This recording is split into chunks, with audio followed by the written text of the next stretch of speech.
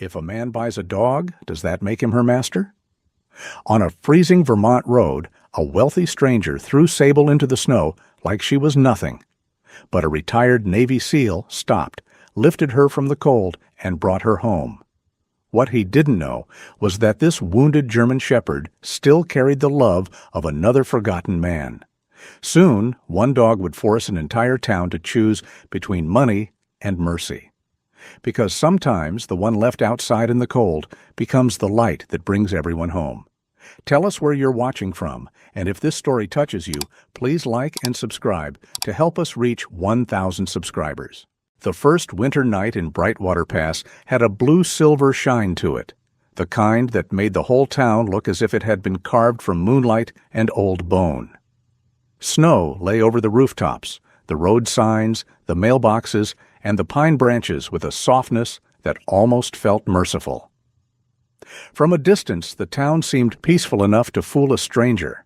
Windows glowed amber behind frost. Chimneys breathed thin ribbons of smoke into the dark. Somewhere near the square, a church bell gave one tired note, then went quiet again. Rowan Hale knew better than to trust a beautiful winter. At 51, he had learned that danger often arrived dressed as silence. A clear sky could break into a whiteout. A stable ridge could collapse without warning. A man could come home from war with all his limbs and still discover that some part of him had been left behind in a place no map could find. He walked alone along the mountain road, boots grinding through the packed snow. His shoulders were broad beneath his winter field jacket, his body still hard with old discipline, though the years had drawn sharper lines around his eyes. Under the jacket, he wore the combat shirt he favored on working days, olive drab across the torso, camouflage sleeves tight against his arms, dark bands circling the biceps. It was not a uniform anymore, not officially, but it still fit him like memory. The road barriers had held. That was the good news. The warning lamps were working. The snow fencing near the curve had not torn loose, and the upper pass would stay closed until the plows came through at dawn. Rowan had made the final notes in his small weatherproof pad, then started the long walk back toward the maintenance station, where a pot of bad coffee waited like a punishment he had somehow earned. After that, home. A cabin on the edge of a frozen lake, a wood stove, a narrow bed. The kind of quiet that did not ask questions because it already knew too much. Rowan flexed his gloved hand around the metal key ring in his pocket. Hanging from it was an old road sign tag, a small piece of weather-beaten metal shaped from a retired snow warning marker. He had kept it after his first winter working for the town. It was a foolish thing to carry, but he carried it anyway. Some men kept medals. Rowan kept proof that a road could be broken, repaired, and opened again. He was nearing the bend below Black Fir Ridge when headlights rolled across the trees.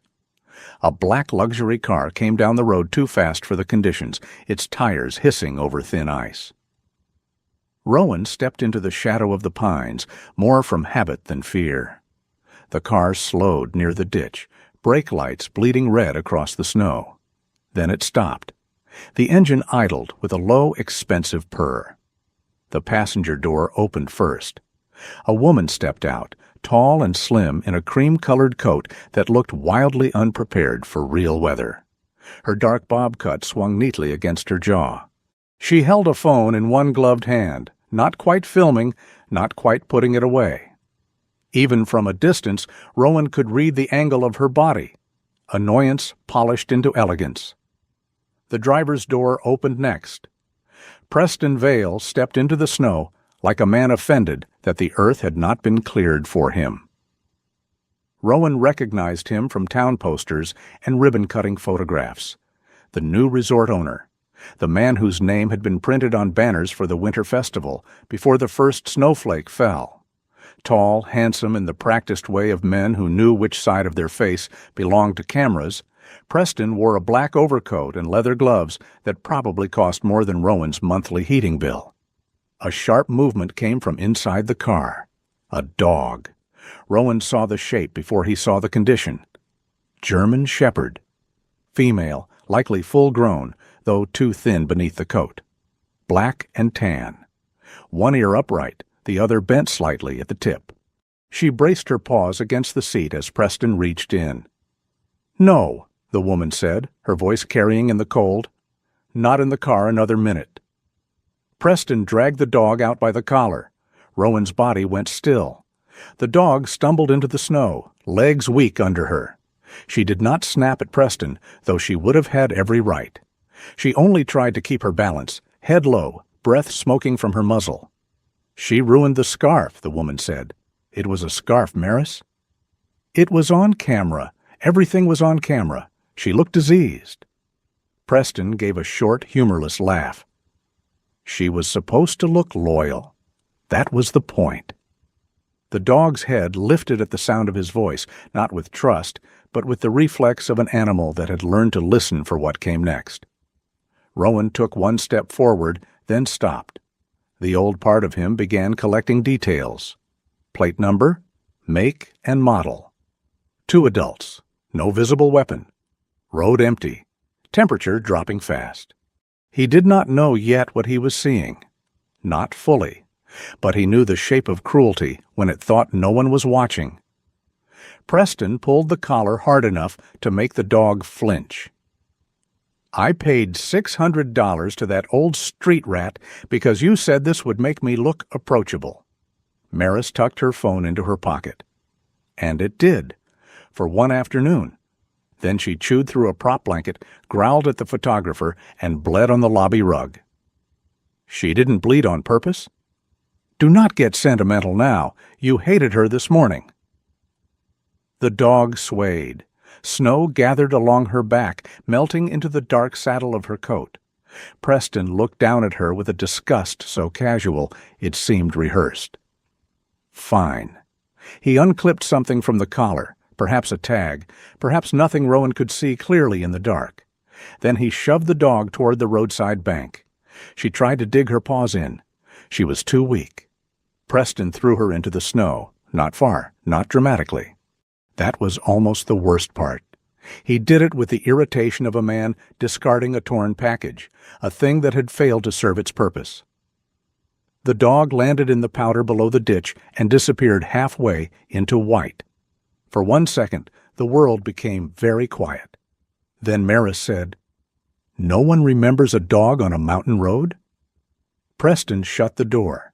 The black car pulled away, tires carving dark tracks across the snow before the red taillights slipped around the bend and vanished between the pines. Rowan did not move until the sound of the engine faded. Then he exhaled. It came out slowly, a white cloud from a chest that felt suddenly too tight. He looked down at the ditch. The dog had not made a sound. That troubled him more than a cry would have. Rowan descended the bank carefully, knees bending against the slope. Snow slid under his boots. The dog lay partly curled, black and gold against the white, her body trembling so hard he could see it from several feet away. Her left ear, the bent one, twitched at his approach. "Easy," he said. His voice sounded rough in the open night. He lowered himself to one knee, making his body smaller. That had saved him more than once, with frightened animals and frightened people alike. You did not tower over the wounded. You did not reach too fast. You did not demand trust as if trust were a tax. The dog watched him. Amber eyes, not soft, not pleading, measuring. Rowan removed one glove slowly and held the back of his hand out, not close enough to touch. The cold bit his skin at once. "I'm not him," he said. The dog's nostrils moved. A faint growl trembled somewhere in her throat, but it had no strength behind it. Rowan almost smiled, though there was nothing funny in him. "Good," he murmured. "Still got an opinion." The wind moved through the pines above them. Snow dust fell from the branches like ash from a quiet fire. Rowan glanced up the road, then back at the dog. The practical choice would have been to call animal control. Wait with her, file a report, let the systems that existed for these things do what they were meant to do. But Rowan had lived long enough to know that systems often arrived with forms before they arrived with warmth. The dog would not last long in the ditch. Not in this cold, not in this condition. and something in her eyes held him there. Not a request, a challenge. As if she had looked at men before and been disappointed, and now she was giving him one last chance to prove the species was not entirely useless. Rowan took off his field jacket. The cold went through his combat shirt immediately, sharp against his shoulders, but he ignored it. He laid the jacket open in the snow and eased it around her body. The dog stiffened. "I know," he said softly. "Nobody likes being handled after being hurt." He slid one arm under her chest, the other beneath her hindquarters. She was lighter than she should have been. Too light. Under the thick coat, her ribs made a fragile architecture beneath his hands. When he lifted her, she tensed once, then seemed to run out of resistance. Her muzzle pressed near his collarbone. Rowan stood with care. Pain flickered through his lower back, an old complaint from an old mission, but he kept his footing. At the top of the bank, he stopped and looked once more at the tire tracks. Black car, southbound. Clean tread pattern. He memorized what the snow had kept. Then he carried the dog home.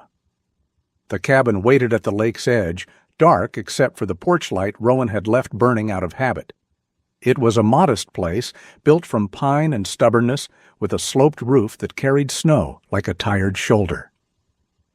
Beyond it, the frozen lake spread pale beneath the moon, still as a sealed mirror. Inside, the air smelled of wood smoke, coffee grounds, and the faint cedar oil Rowan used on the floorboards every fall. He kicked the door shut behind him and carried the dog straight to the hearth. The fire had burned low. He added 2 split logs, coaxed the flame higher, then laid an old wool blanket near the heat. When he unwrapped the jacket, he saw more. A raw line around the neck where a tight collar or rope had rubbed too long, bruising near one hind leg, patches of thin fur along the hip.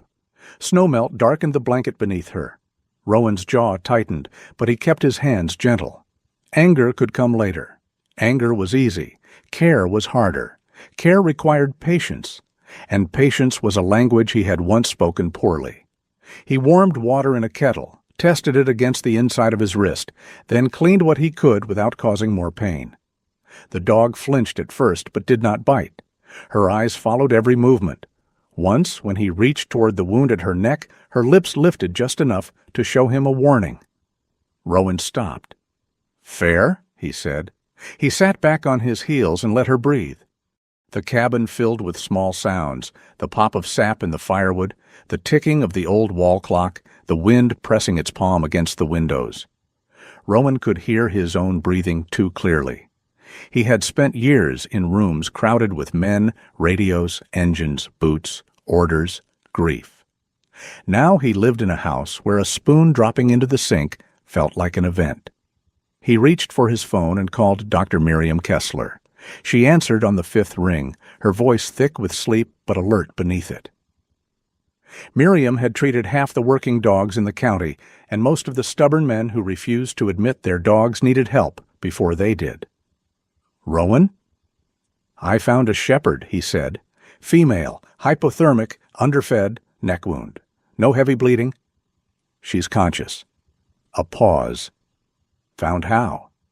"In the snow." Miriam heard what he did not say.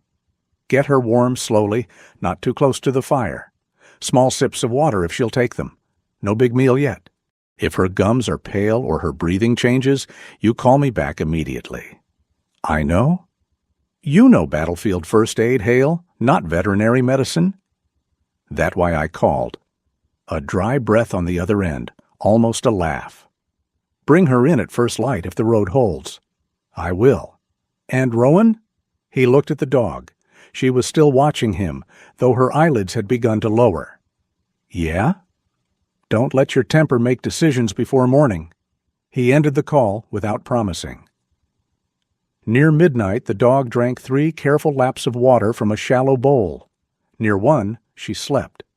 Near 2, Rowan sat in the chair opposite the hearth, still wearing the olive combat shirt, his jacket draped over the back of another chair, damp from snow and dog warmth. He should have gone to bed. Instead, he watched the rise and fall of the dog's ribs. In the firelight, the bent tip of her left ear cast a small crooked shadow on the blanket. It gave her an oddly defiant look, like a knight who had lost part of her helmet and refused to leave the field. Rowan rubbed his thumb over the old road sign tag on his key ring. Broken roads could be reopened. Maybe that was why he had kept the thing. Or maybe he was just a man who did not know how to throw away damaged objects because some hidden part of him feared being thrown away too. Toward dawn, the storm clouds thinned, leaving the windows pale with early light. The dog stirred. Rowan leaned forward. She opened her eyes. For a long moment, neither of them moved. Then, slowly, with the caution of a creature negotiating with fate, she stretched her muzzle forward and rested it on the toe of his old military boot. No wagging tail, no sudden trust, no easy forgiveness for the world. Just the weight of her head against worn leather. Rowan looked down at her and felt something in the room shift, not loudly, not like healing, not yet. More like the first crack in ice when spring was still a rumor. He reached out, stopped halfway, then let his hand rest on the floor beside her instead of touching her. "All right," he whispered. The dog closed her eyes again, her muzzle still on his boot. Outside, Brightwater Pass began to wake under its white blanket. Plows groaned somewhere far off. A crow called from the frozen pines. Smoke rose from chimneys as if the town had survived another night and was pretending that survival was ordinary. Inside the cabin, Rowan Hale sat by the fire with a wounded German shepherd at his feet, and for the first time in a long while, the silence did not feel empty. It felt like someone was listening. Sable survived the first night. That was how Rowan thought of it at first, not as a miracle, not as a sign, not as one of those soft words people used when they wanted pain to look prettier than it was. She survived. By morning, the cabin smelled of wood smoke, damp wool, boiled water, and dog. Rowan stood at the kitchen counter, staring into a mug of coffee so bitter it seemed personally angry at him, while the German shepherd lay near the hearth and watched him with one amber eye. "You don't have to keep doing that," he said. The eye remained open. "Suit yourself." He took one step toward the pantry. Her head lifted. He stopped. She stopped. Rowan looked at her. She looked back. "All right," he muttered. "So this is how it's going to be." It was. Over the next several days, Sable became his second shadow, though not the loyal, eager kind that made a man feel noble. She followed him with the grave suspicion of a small inspector assigned to a failing department. When Rowan carried wood from the shed, she limped behind him and stood by the door until he returned. When he checked the generator, she sat in the snow and glared at the machine as if she knew it had once failed him. When he went to the maintenance station above town, she rode in the passenger footwell, wrapped in an old blanket, her nose pointed toward his boots, her crooked left ear twitching at every scrape of ice beneath the truck. She did not ask for affection. That was what undid him. A dog that begged would have been easier. He could have fed her, patched her, found someone kind with a fenced yard and a soft couch, then stepped away with the clean conscience of a man who had done enough. But Sable did not beg. She endured. And endurance was a language Rowan understood too well. By the third morning, she was strong enough to rise without trembling. By the fourth, she had decided the broom was an enemy of uncertain rank. By the fifth, she stole one of Rowan's wool socks from beside the stove, carried it to her blanket, and placed one paw on it as if claiming salvage rights under maritime law. Rowan stood over her. "That was my last dry pair." Sable blinked slowly. "You know, I used to command men who could clear a room under fire." Another blink. "None of them ever looked at me like I was the idiot." The faintest movement touched her tail. Not a wag, more like a rumor of one. Rowan let her keep the sock. He told himself it was because arguing with a wounded dog lacked dignity. The truth sat warmer and more dangerous under that explanation. The cabin felt less like a bunker when there was something in it capable of stealing from him. On the 6th morning, the road down to Brightwater Pass cleared enough for travel. Rowan loaded Sable into the truck and drove to Dr. Miriam Kessler's clinic, a squat white building tucked between a closed bait shop and a laundromat that always smelled faintly of wet mittens. A wooden sign swung above the door, painted with a paw print and a stethoscope. Snow had gathered on top of it, like frosting. Miriam met them in the exam room without ceremony. She was in her mid-50s, with salt and pepper hair tied low at the back of her neck, and glasses that gave her the air of someone who had seen too many excuses and very few surprises. Her hands were calm. Animals noticed that before people did. "Well," she said, looking at Sable over the rims of her glasses, "you are not the first stubborn female brought in here by an equally stubborn man." Rowan raised an eyebrow. "Talking to me or her?" "Yes." Sable stood on the rubber mat with her weight slightly off her right hind leg. Her eyes tracked Miriam's hands, not frightened now, but careful. Miriam did not rush her. She let the dog smell the back of her fingers, then touched her shoulder, her ribs, the tender line around the neck. Rowan watched the veterinarian's face change. Not dramatically. Miriam was not a dramatic woman, but her mouth tightened in a way that made Rowan's own jaw set. "How bad?" he asked. "Bad enough that I'm going to write it down very clearly." Miriam parted the fur around the neck. "This wasn't one hard pull. This is repeated pressure. Tight collar, maybe rope. See how the hair breaks here? And these rub marks along the chest. She's been confined. Crate too small, or tied where she couldn't move properly." Sable glanced back at Rowan when Miriam lifted her paw. "She's underweight," Miriam continued. "Not starving to death, but neglected. Dehydration is improving. No broken bones that I can feel, but I want an X-ray if that limp doesn't clear. She has old bruising, some recent." Rowan kept his voice level. "She was thrown from a car." Miriam stopped. The room seemed to shrink around that sentence. "You saw it?" "Yes." "Who?" Rowan looked through the narrow window. Across the street, a banner hung over Main Street, bright red against the snow. "Welcome to Brightwater Winter Lantern Week, sponsored by Vale Ridge Resort." Miriam followed his gaze. Her silence said she had already guessed more than he wanted to tell. "Preston Vale?" she asked. Rowan did not answer immediately. Miriam sighed, not from doubt, but from the weight of a small town where the truth often had to pass under banners paid for by the people who feared it. "He funds the skating rink," she said, "half the festival, new heaters for the church basement, a donation to the animal shelter last spring, very public, very photographed." "Money doesn't make a man decent." "No, but it does make people slow to believe he isn't."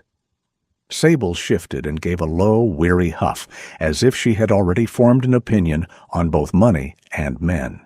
Miriam cleaned the wound more thoroughly, gave Rowan instructions, medication, and the kind of look that suggested she knew he would follow every step while pretending none of this mattered deeply. As Miriam reached for a treat, Rowan clicked his tongue softly and said, without thinking, "Hold." Sable froze. Not sat, not stayed. Froze. Her body settled into a posture so precise that Miriam's hand paused in midair. "Say that again," Miriam said. Rowan frowned. "Hold?" Sable remained still, ears angled forward, eyes fixed. Miriam slowly lowered the treat. "That's not casual obedience." She could have picked it up anywhere. "Not like that. That's trained response." Miriam studied Sable's face. "Search and rescue dogs use a similar freeze cue sometimes around unstable ground. Not exactly universal, but close." Rowan felt the first small tug of something he did not yet have a name for.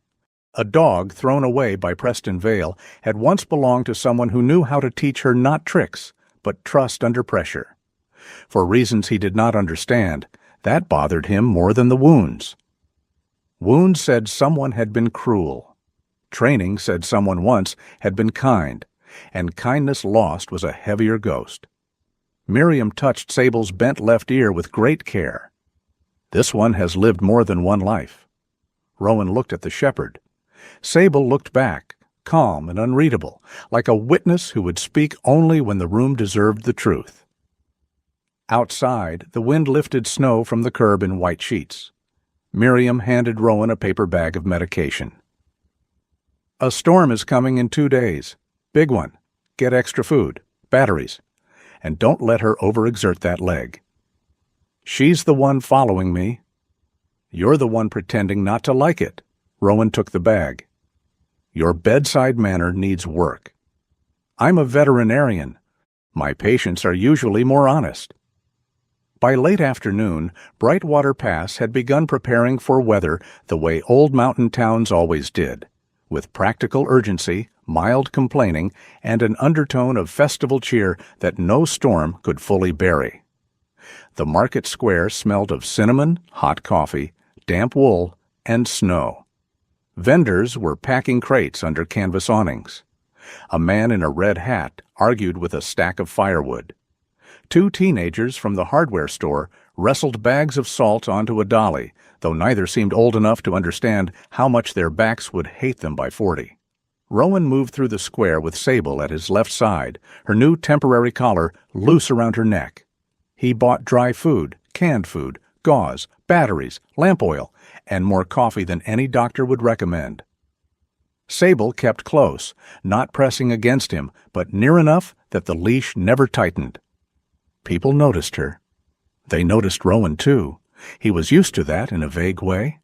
A tall, clean-shaven man with steel-gray eyes, an olive combat shirt under his open winter coat, and a silence that arrived before he did, tended not to disappear in a small town.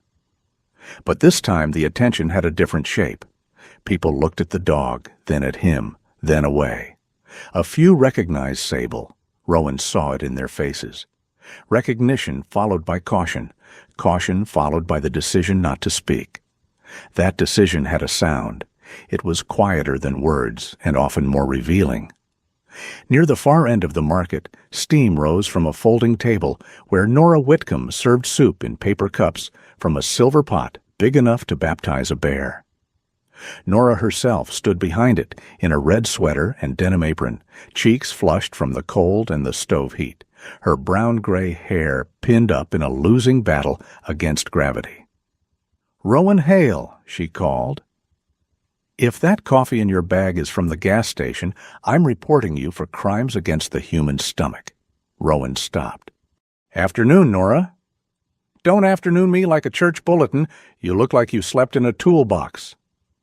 "I own furniture." That wasn't a denial. Sable's ears twitched at Nora's voice, but then something else caught her. She stopped. Rowan felt it through the leash before he saw it. Not a pull, not panic, but a sudden anchoring. Sable stood rigid, nose lifted toward the soup line. "What is it?" Rowan asked. Her body changed. The guarded stillness loosened. Her head came up, then lowered. The right ear stood tall. The damaged left one folded softly at the tip. A sound left her throat, small and broken, not quite a whine. At the end of the line, near a barrel heater, sat an old man with a paper cup held between both hands. He was thin under layers of worn clothing, shoulders bent beneath a faded green parka. A gray knit cap pressed down his unruly silver hair. His beard was short but uneven, the kind a man trimmed when he could, not when he wished. Beside his boot sat a canvas bag patched in 3 places. His gloved fingers were exposed at the tips, red from cold. He looked up because Sable made that sound again. For a moment, his face did nothing. Then it changed so completely, Rowan felt like he had watched a candle flame return to a dead lantern. The old man stood too fast. Soup spilled over his fingers, but he did not notice. "Little Lantern?" The name entered the air gently. Sable moved before Rowan could decide whether to shorten the leash. She did not lunge wildly. She went forward with a trembling certainty, as if crossing not a market square, but an entire winter of absence. Rowan let the leash slide through his hand.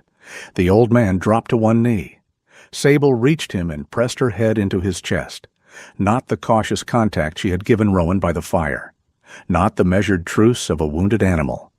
This was memory. The old man wrapped his arms around her, one hand spreading over the dark fur of her back, the other cradling the bent ear with a tenderness that told Rowan everything before words could. "Oh," the man whispered. "Oh, girl, I thought they took the light clean out of the world." Nora had gone very still behind the soup table. Rowan approached slowly. The old man looked up, tears caught in the gray of his beard. His eyes were brown, exhausted, and suddenly alive. "You found her," he said. "She was on Blackfur Road." The old man closed his eyes. Nora swore under her breath, softly enough that only the soup pot heard the worst of it. "What's your name?" Rowan asked. The old man wiped at his face with the back of his glove, embarrassed now that grief had shown itself in public. "Gideon Pike." Rowan had heard the name before, not often, in pieces. Nora mentioning a man who knew dogs. Otis Brenner complaining that Gideon could fix a leash knot better than he could fix his own marriage. A shadow at the edge of town, known enough to be ignored politely. "She yours?" Rowan asked. Gideon looked at Sable. His answer did not come quickly. "She was never mine like a chair is mine," he said. "But she walked with me near a year."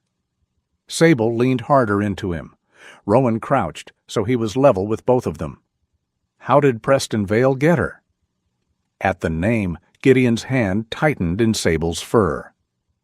Nora came around the table carrying a fresh cup of soup and the expression of a woman prepared to throw it at someone if history required. "Tell him, Gideon," she said. Gideon stared into the steam rising from the cup she pressed into his hands. "She followed me last winter," he began. "Outside the old rail shelter. Skinny thing, proud as a queen. Wouldn't come close for 2 days. I shared jerky with her on the 3rd. After that, she decided I was tolerable." Sable's eyes had half closed under his hand. "I called her Little Lantern because she'd curl up by my chest on the cold nights. Warm spot in the dark?" He swallowed. "I used to work with search dogs. Long time ago. Avalanche teams mostly. Volunteer work. She picked up commands fast. Too fast. Like she'd been waiting for someone to ask properly." Rowan remembered the word Miriam had noticed. Hold. Gideon rubbed the bridge of his nose. "Then Mr. Vale saw her. Him and that woman. They wanted a dog for some resort campaign. Said she had the right look. I said no." "What changed?" Gideon's mouth twisted. "Rules changed. Or maybe I finally learned rules have always had a price tag." Nora set her jaw. Gideon continued, each word careful as if he were handling glass. "Maris Bell called County Animal Control. Said I had no fixed address, no updated vaccination paper on me, no heated shelter fit for an animal in extreme weather. She wasn't wrong on paper. That was the hell of it." Clive Rourke came down. He's not a bad man, Clive. Just the kind who thinks a forum can tell him everything God forgot to mention. Rowan listened without interrupting. "Vale offered money," Gideon said. $600. Said she'd live indoors, have food, a vet, a bed. Said if I refused, she might be taken into holding until they sorted things out. Maybe sent down to the county shelter. Maybe not kept with me. I thought. His voice failed. Sable opened her eyes and touched her nose to his wrist. "I thought if I loved her, I had to let her be warm," Gideon finished. "So I signed." The market noise seemed far away now. Laughter near the bakery, the scrape of a shovel, someone calling for more salt. Ordinary sounds, shamelessly ordinary, while an old man sat with the shape of his regret in his lap. Rowan looked at the collar around Sable's neck, the temporary one from Miriam's clinic. "You didn't sell her," he said. Gideon gave a tired laugh. "There's a receipt, says different." "No." Rowan's voice stayed low. "You were cornered?" Gideon looked at him then, really looked. His eyes moved over Rowan's clean-shaven face, the controlled posture, the old combat shirt under the winter coat, the hands that stayed still even when the rest of him did not. Men like you always make it sound simple. It wasn't simple. No, Gideon looked down at Sable. It was worse. It was legal. That sentence stayed between them. Legal. The word had the cold shine of ice over deep water. Nora folded her arms. Preston Vale bought a dog to look kind. That's like buying a Bible to use as a doorstop. Nora, Rowan said. What? I'm being generous? I didn't say where I'd put the doorstop. Despite himself, Gideon let out a small laugh. It broke quickly, but it was real. Rowan stood and looked toward the ridge beyond town. Clouds were building there, thick and gray, stacking themselves behind the mountain like an army preparing to march. The storm was coming. He had food in the truck, medicine for Sable, enough firewood for a week if he rationed it. Gideon had a paper cup, a canvas bag, and the kind of pride that might freeze him before he admitted he was cold. Rowan looked at Sable. She was pressed against Gideon's knee, but her eyes had found Rowan too. Not asking, not choosing. Just holding both men in the same amber gaze, as if she knew something neither of them was ready to say aloud. For the first time since he had carried her out of the ditch, Rowan understood that he had not rescued a stray. He had interrupted a grief already in progress. "Storm hits tomorrow night," he said. Gideon nodded. "I've weathered storms." "I'm sure you have." "Don't need saving, Mr. Hale." Rowan almost smiled. "Didn't say you did," Nora snorted. "He's offering badly. That's what soldiers do when they're emotionally constipated." Rowan gave her a look. She ignored it with the serenity of a woman who had survived worse than male discomfort. Gideon's hand moved over Sable's head. "She should stay with you tonight. Warm house, medicine. You've done right by her." "I can bring her back after she heals," Rowan said. Gideon shook his head at once, and the speed of it surprised him. No. The word was not rejection. It was pain protecting someone else from pain. "She chose to trust your floor," Gideon said. "That's no small thing. Dogs know where the air is safe. You keep her now. Keep her warm." Rowan felt the leash in his hand, as if it had grown heavier. "You sure?" Gideon looked at Sable for a long moment. "No, but sure and right aren't always twins." The old man bent and pressed his forehead briefly to the dog's head. "Little Lantern," he whispered. "You behave for the stern one." Sable breathed against his coat. Rowan did not know what to do with the ache that opened in him then. It was not battlefield sorrow. It was smaller, domestic, almost unbearable, because no one had died and still something had been lost. Nora touched Gideon's shoulder.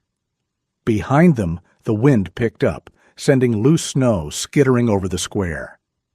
Rowan looked at the sky again, then at Gideon's boots, cracked at the seams.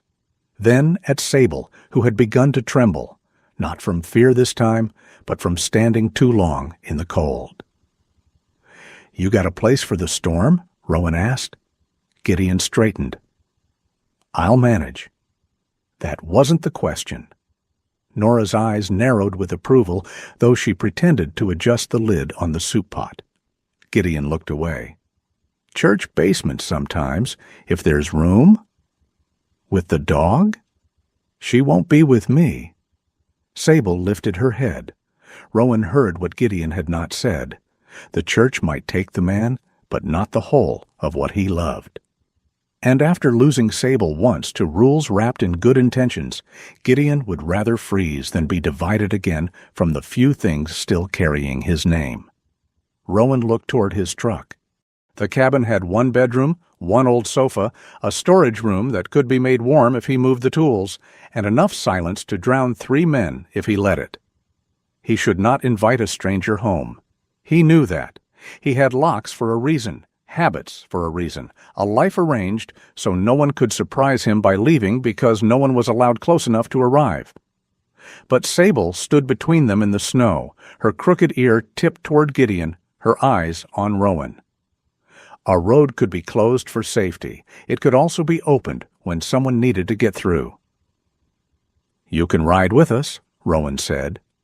Gideon blinked. "To the church first," Rowan added. "We'll see if they have room and what they'll allow. If not—" He paused, because saying it felt like unlocking more than a door. "I've got space." Nora's face softened so quickly she covered it by yelling at a teenager to stop dropping soup crackers in the salt bucket. Gideon looked as if Rowan had offered him a kingdom and asked him to carry it uphill. "I don't take charity." "Good," Rowan said. "I'm terrible at giving it. Call it storm logistics." Gideon studied him. Then Sable, traitor and diplomat, leaned her body against the old man's leg and sneezed on his boot. Nora barked a laugh. "There, the committee has voted." For the first time, Gideon smiled fully. It changed his face. Not made it young, not exactly, but reminded it of a time before the cold had written so much there. "All right," he said quietly. "Church first." Rowan nodded. He gathered the bags, shortened Sable's leash gently, and waited while Gideon picked up his patched canvas bag. The old man moved slowly, not from weakness alone, but from the care of someone who owned little and could not afford to leave any of it behind. As they walked toward the truck, Sable kept herself between them, not leading, not following, holding the line. The sky over Brightwater Pass darkened by another shade.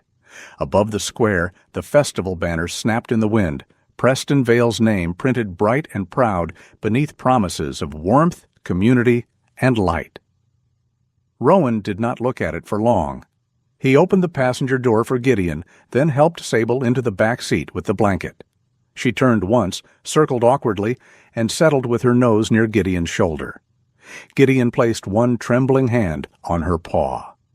Rowan started the engine. The truck's heater groaned to life, old and stubborn, like everything else he trusted. As they pulled away from the market, Rowan glanced in the rearview mirror.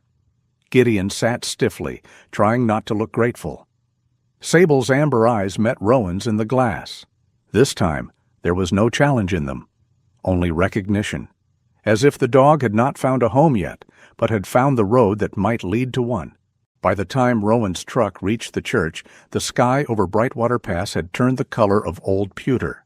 Snow moved sideways across the windshield, not falling so much as being driven by some invisible hand with a grudge. The wipers fought bravely and lost every few seconds. In the back seat, Sable lay curled on the blanket, her amber eyes half open, her nose close to Gideon Pike's sleeve. Gideon sat stiffly beside her, the patched canvas bag on his lap like a sleeping child. Rowan noticed that he held it with both hands, not casually, not like luggage. Like if someone tried to take it, a tired old man might suddenly remember every piece of strength he had ever owned. "You got medicine in there?" Rowan asked. Gideon looked down at the bag. "Worse? Memories?" Rowan glanced at him. Gideon gave a small shrug. "Medicine runs out. Memories don't have the decency." The church stood at the edge of the square, its white steeple nearly invisible in the blowing snow. Yellow light glowed from the basement windows, and 2 volunteers were guiding people down the side steps with blankets over their shoulders. The sign near the entrance read, "Storm Shelter Open. Please check in." Rowan parked as close as he could, then helped Sable down. She leaned briefly against his leg before turning her head to make sure Gideon followed. Inside the basement, the air was thick with wet wool, canned soup, old hymnals, and the worried murmur of people pretending not to be afraid of weather they could not control. Folding cots lined the walls. A few families huddled around paper cups. An elderly couple argued softly over whether their radio had batteries. Somewhere, a child's toy truck rolled under a table, though no child appeared to claim it. At the check-in desk stood Reverend Amos Greer, a lean man in his early 60s with silver hair, wire-rimmed glasses, and a face built for sympathy but currently trapped in paperwork. He wore a dark cardigan over his clerical collar, and his sleeves were pushed up as if he had been moving chairs himself. When he saw Gideon, his expression folded with recognition and concern. "Gideon," he said, "you made it." "Still arguing with the weather?" Gideon replied. Amos smiled, then noticed Sable. The smile faded by half. Rowan saw it before the Reverend spoke. The rule was coming. Rules had a posture. They entered a room politely and still managed to stand in the doorway. "Rowan," Amos said, nodding to him. "Good to see you. We're nearly full, but we can make room." "For him and the dog," Rowan said. Amos looked pained. "I wish I could." Gideon's hand moved to Sable's head. "She's quiet," Rowan said. "I can see that. She looks like a fine animal." "She's injured." "I understand." Amos lowered his voice. "But unless she's a certified service animal, I can't have her in the shelter area. We've got people with allergies, a man on oxygen, 2 folks already nervous around dogs. If I make one exception in front of everyone, I lose the room." Rowan heard the logic. He hated that it was logic. Gideon lifted his canvas bag. "I can sit in the entry. Don't need a cot." "You'd freeze there by midnight," Amos said gently. "Been cold before." "That doesn't make it a sacrament." Gideon's mouth twitched, but the humor did not hold. "I'm not leaving her outside." "No one is asking that," Amos said. But everyone was. Not cruelly, not directly. That was the trouble with decent people, bound by narrow rules. They could make a man choose between warmth and love, then feel sorry for him while he froze. Sable leaned against Gideon's knee. Rowan looked around the room. Too many eyes had turned their way. A few soft with pity, a few sharp with irritation. One woman pulled her blanket closer as if kindness might be contagious and expensive. Amos removed his glasses and rubbed the bridge of his nose. "I can call county. Maybe they can place the dog overnight." Gideon took one step back. Sable's ears flattened. "No," Rowan said. The word came out flat enough to cut the conversation clean. Amos looked at him. Rowan softened his tone, though not by much. "She's not going into holding. I'm trying to help." "I know." That was what made it harder. A burst of cold air swept into the basement as the door opened behind them. Nora Whitcomb came in carrying a cardboard box of bread loaves against her hip, snow caught in the wool of her red hat. She took one look at the scene and stopped. "Oh, for heaven's sake," she said. "I leave men alone for 5 minutes and they start wrestling mercy into a rule book." "Nora," Amos said wearily. "Don't Nora me. I brought bread and moral supervision." The basement seemed to exhale. Even people who feared dogs trusted Nora to be angry in useful directions. She set the box on a table and pulled Rowan aside by the elbow with the authority of a woman who had dragged heavier things than ex-SEALs through worse weather. "You taking him home?" she asked under her breath. Rowan looked at Gideon. The old man stood near the stairs, holding his bag, trying very hard to look like none of this mattered. "No," Rowan said. Nora's eyes narrowed. "I was taking him to the church." "And the church has rules." "Rules exist for reasons." "So do doors. Doesn't mean you shut 'em on everybody." Rowan said nothing. Nora's voice lowered, losing its bite. "Gideon's been around this town longer than half the people judging him. Never stole from me. Never threatened a soul. Found Mrs. Adler's blind terrier in a snow ditch 3 winters ago and wouldn't take a cent for it. Sat with Earl Pritchard's old hound while Earl was in the hospital because the dog wouldn't eat for anyone else." Rowan looked back at Gideon. Nora continued, softer.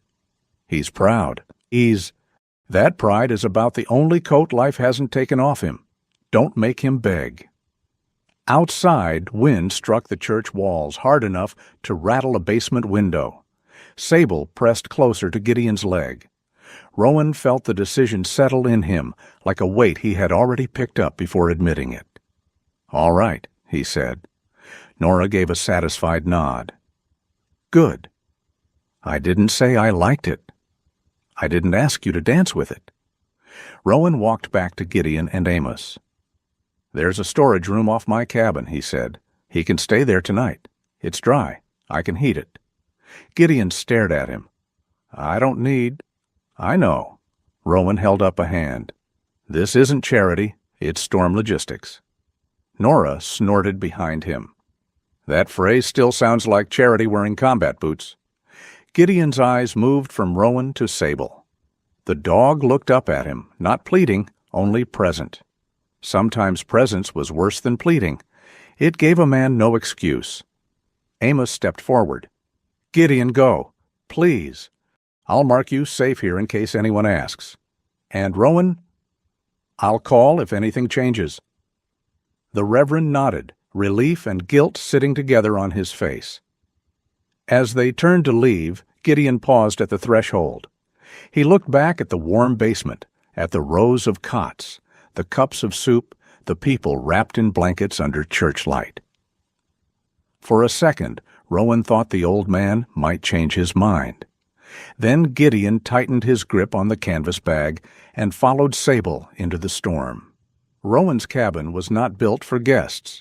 It had one bedroom, one old sofa, a kitchen table scarred by knife marks and burn rings, and a storage room connected to the woodshed by an interior door. The room had once held tools, spare plow parts, 2 broken lanterns Rowan kept meaning to fix, and several boxes he had not opened since leaving the teams. He had not invited anyone to stay there before, not because no one had needed shelter, because shelter to Rowan had slowly become something he gave from a distance, a ride, a repair, a bag of supplies left where someone would find it, help without the unbearable complications of company. But now Gideon stood just inside the cabin door, dripping snow onto the mat, while Sable sniffed the room like an inspector returning to a partially approved site. Rowan closed the door against the wind. "Boots off there," he said. "Coat can hang by the stove. Bathrooms through the hall. Don't touch the black cabinet." Gideon looked at the black metal cabinet near the bedroom door. "Guns?" "Some." "Fair." Rowan hesitated, then crossed the room and locked it. He removed the key and put it in his pocket. Gideon watched him do it. No offense crossed his face. Instead, the old man nodded once. A man who's been woken by war gets to lock a few doors. The sentence caught Rowan off guard. He looked at Gideon.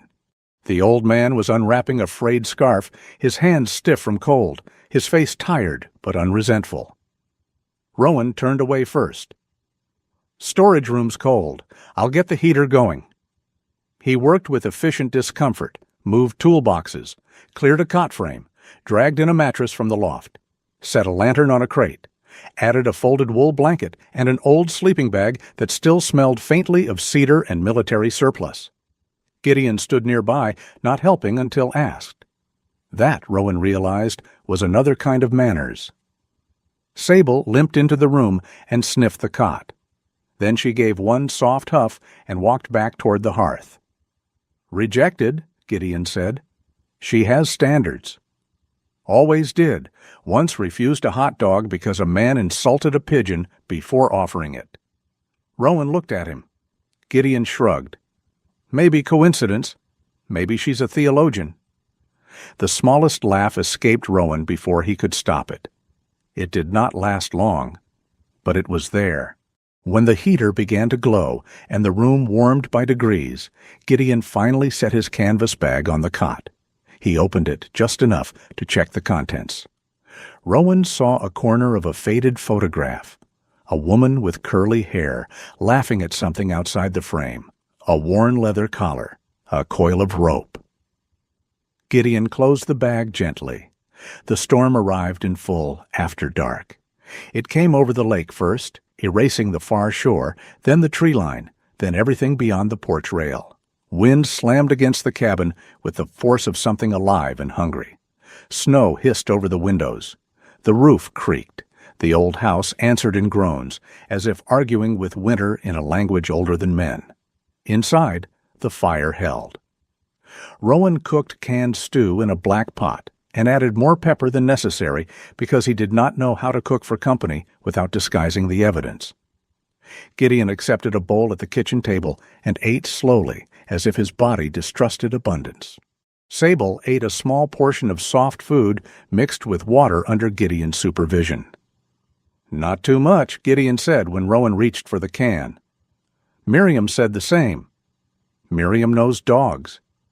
You know her? Everybody knows Miriam. Even dogs who don't want shots respect her. Gideon knelt beside Sable and checked her paws. His fingers, rough and reddened by cold, became astonishingly gentle. He looked between the pads, pressed lightly near the injured hind leg, watched for the smallest flinch. Rowan stood by the stove and said nothing. Gideon glanced up. "She'll favor that leg for a while. Don't let her take stairs fast." "I don't have stairs." "You have pride. Dogs trip on that too." Rowan stared at him. Gideon returned his attention to Sable. A minute passed. Then Rowan said, "You always this mouthy when someone gives you stew?" "Only if it's under-seasoned." "I overpeppered it." "That was the problem." Rowan looked down at his own bowl. Gideon's mouth twitched. Sable sighed, apparently disappointed in both of them. Later, Gideon repaired the temporary leash with a section of rope from his bag. Rowan watched from the opposite chair as the old man's fingers moved through knots with an ease that did not belong to homelessness or helplessness. Overhand, bowline, a locking hitch Rowan had seen on rescue lines. "You said avalanche teams," Rowan said. "Long time ago." "How long?" "Long enough that people remember the dog names before mine." Rowan understood that more than he wanted to. Gideon pulled the knot tight and tested it.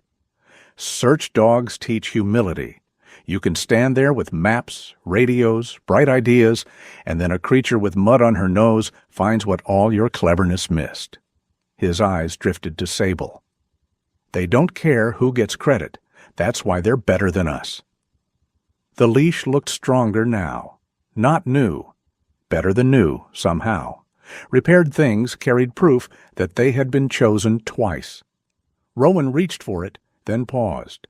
Gideon handed it over. Their fingers did not touch, but the moment still felt like an exchange of more than rope. Near midnight, the power flickered once, twice, then died.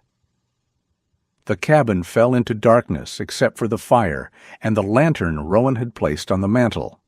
Wind roared over the roof. Somewhere outside, a branch cracked with a sound like a rifle shot. Rowan was on his feet before the echo faded. Sable raised her head. Gideon, from the storage room doorway, said calmly, "Tree limb." Rowan remained still, listening.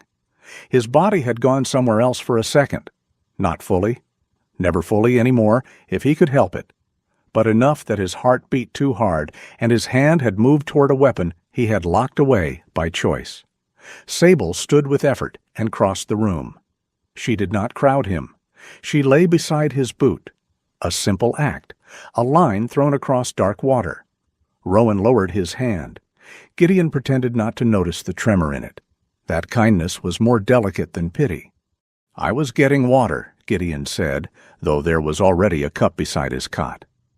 Rowan sat slowly in the chair near the hearth. The fire painted the room in gold and shadow. Without electric light, the cabin seemed older, less like a man's house and more like a cave where 3 exiles had outwitted a storm god for one more night. Gideon came to the kitchen, filled his cup from the pitcher, then remained standing. After a while, he said, "My wife made coffee so bad it could strip paint off a fishing boat." Rowan looked up. Gideon leaned against the counter, eyes on the fire. "Mara, that was her name. She believed coffee should be boiled until it confessed. First time she made it for me, I thought she was trying to end the courtship by poison." Despite the tightness in his chest, Rowan felt the corner of his mouth move. "Did it work?" "I married her, so either I was brave, stupid, or already damaged." "Those aren't mutually exclusive," Gideon pointed at him. "That is the first sensible thing you've said tonight." Rowan let out a laugh. It surprised him. Not because it was loud. It was not. It was rough, brief, and half buried under the storm. But it came from somewhere unused, like a door opened in a room no one had entered for years. Sable's tail tapped once against the floor. Gideon smiled into his cup. For a few minutes, no one tried to fix anything. The storm battered the cabin. The lake vanished beyond the windows. The world shrank to firelight, old grief, bad coffee stories, and a wounded dog keeping watch over two men who had both mistaken isolation for survival. Later, when Gideon returned to the storage room, Rowan remained by the hearth. He checked the stove, checked the front lock, checked the back door.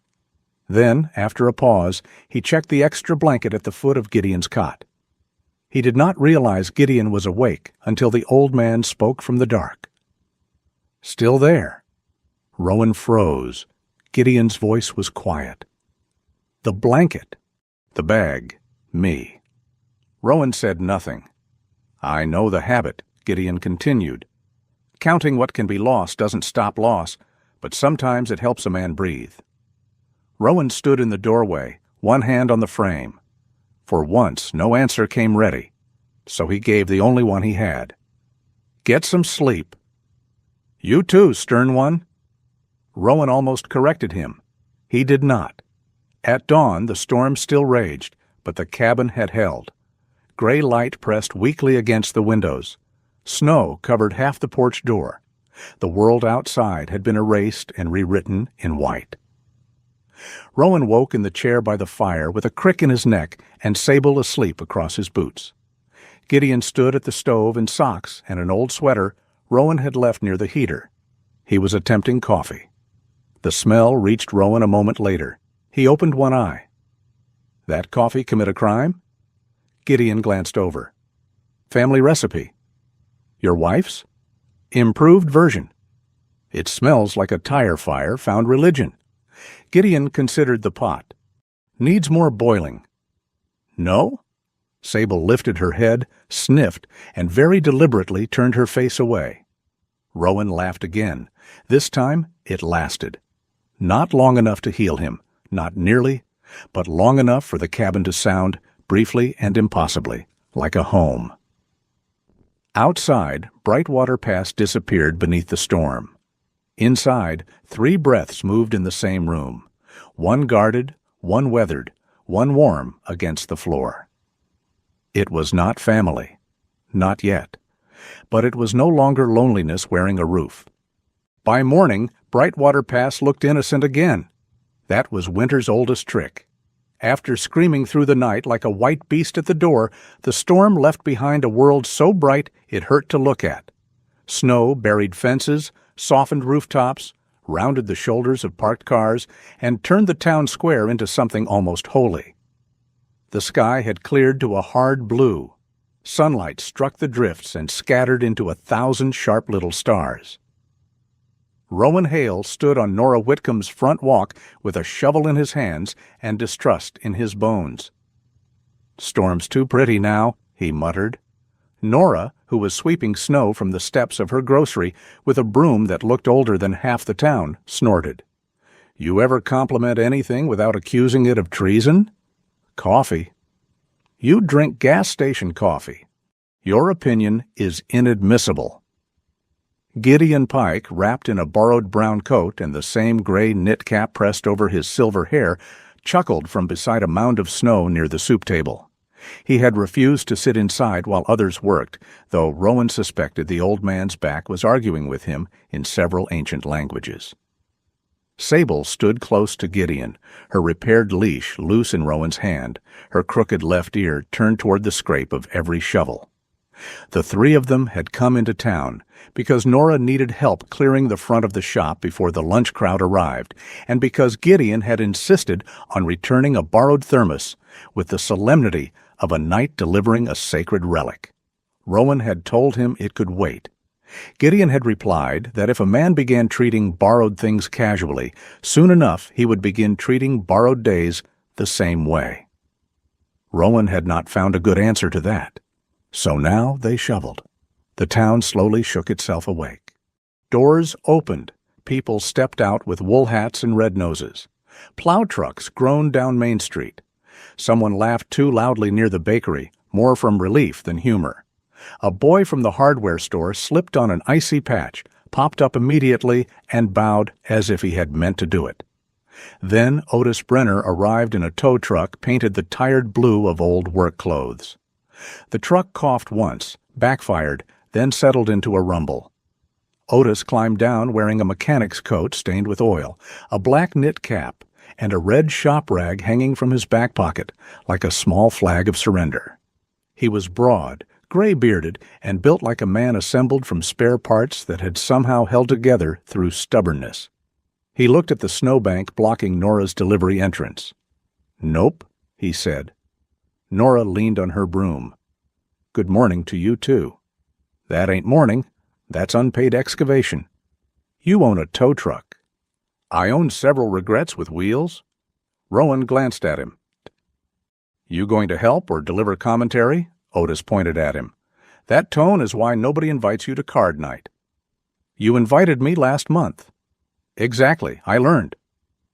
Gideon laughed again, softer this time, and Sable's tail moved once behind him. Not much, just enough that Rowan noticed. It had been less than a day since Gideon had slept under Rowan's roof, but something had changed in the old man's posture. Not repaired, not restored. Those words belonged to furniture and engines.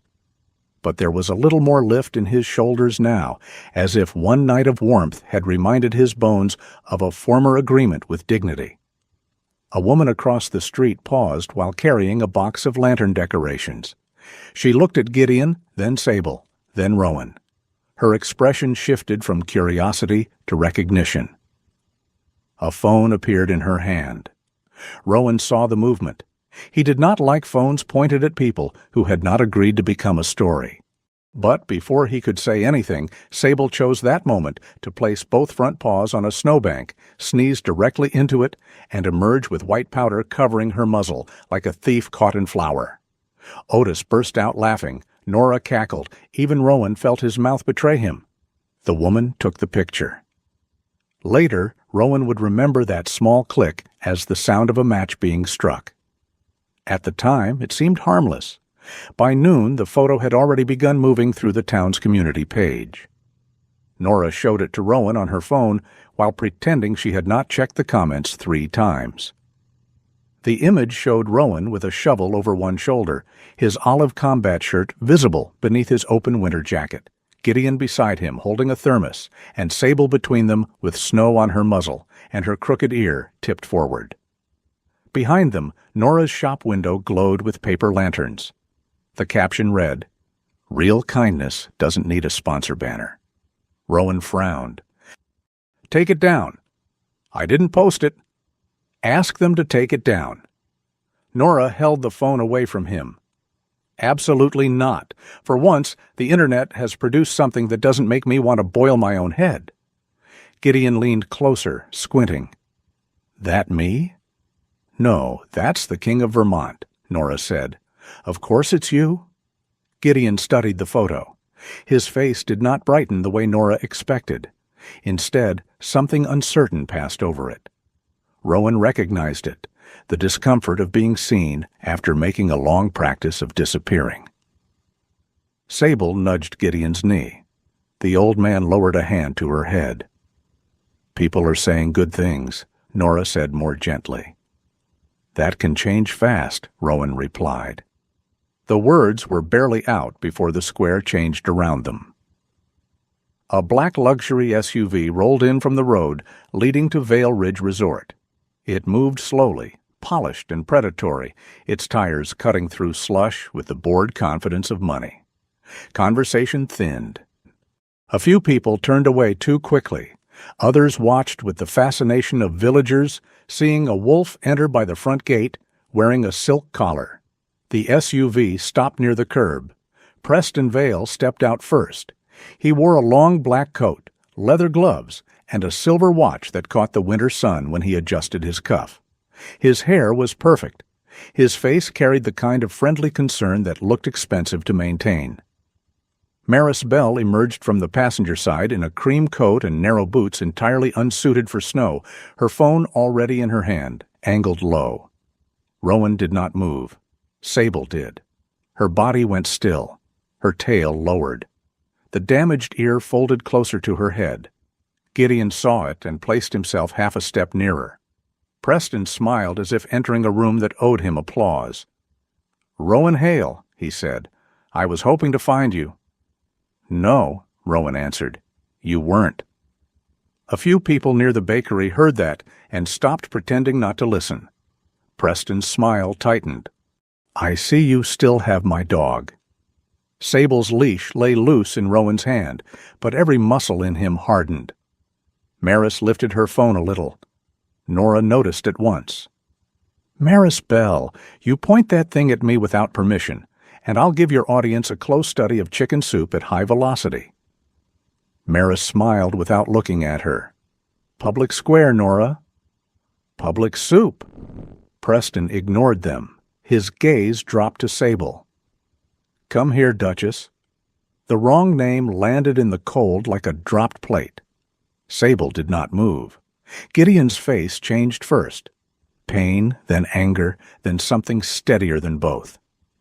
"Duchess," Nora said, "Lord preserve us from men who name dogs like hotel furniture." Preston kept his voice warm for the crowd. "This is all a misunderstanding. She slipped away during the storm.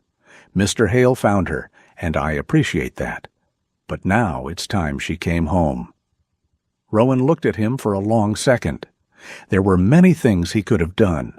His body still remembered faster solutions. A step forward, a controlled grip, a hard question spoken close enough that a man like Preston would smell the threat beneath it. But Maris was recording. The town was watching, and Rowan understood battlefields well enough to know when someone had chosen the terrain. He kept his voice even. "Funny, last time I saw you with her, you threw her into a roadside ditch." The square went very quiet. Preston blinked once. Maris's phone remained steady. "That's a serious accusation," Preston said. "It's a clear memory." "She ran from the vehicle. We searched. The storm was coming. Perhaps from a distance you misunderstood what you saw." Rowan's eyes did not leave his face. "I was close enough to read your plate." A small ripple moved through the crowd. Preston's jaw flexed, then the smile returned. "I understand you're protective. Former military, correct? Sometimes men with your background can become intense about rescue narratives." There it was. Soft words sharpened into a blade. Not calling Rowan unstable outright. Not yet. Just placing the thought in the air and letting fear do its work.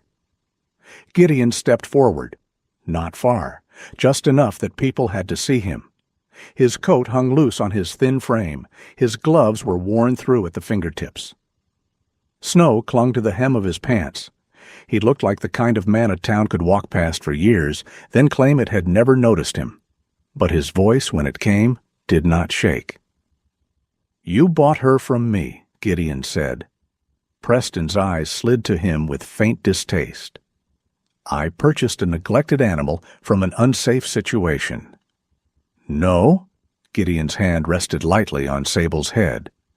"You bought the look of kindness from a man you knew had no way to fight you." Maris angled the phone toward him. Gideon noticed. For a moment, old fear crossed his face. Then Sable leaned against his leg, and the fear passed. "You gave me money," Gideon continued. "You got a paper, but you never got her." Preston laughed softly. "That is sentimental nonsense." "Maybe." Gideon looked down at Sable. "But she knows the difference." Preston crouched slightly, extending one gloved hand. "Duchess," he said, voice smooth and coaxing. "Come." Sable backed up behind Rowan's leg. No growl, no dramatic bark, only retreat. That simple movement did more than any speech could have done. A woman near the bakery covered her mouth. The hardware boy stopped grinning. Otis's face, usually arranged for sarcasm, went flat and cold.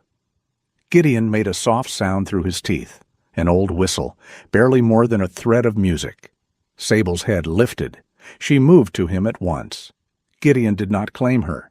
He did not wrap both arms around her or turn the moment into theater.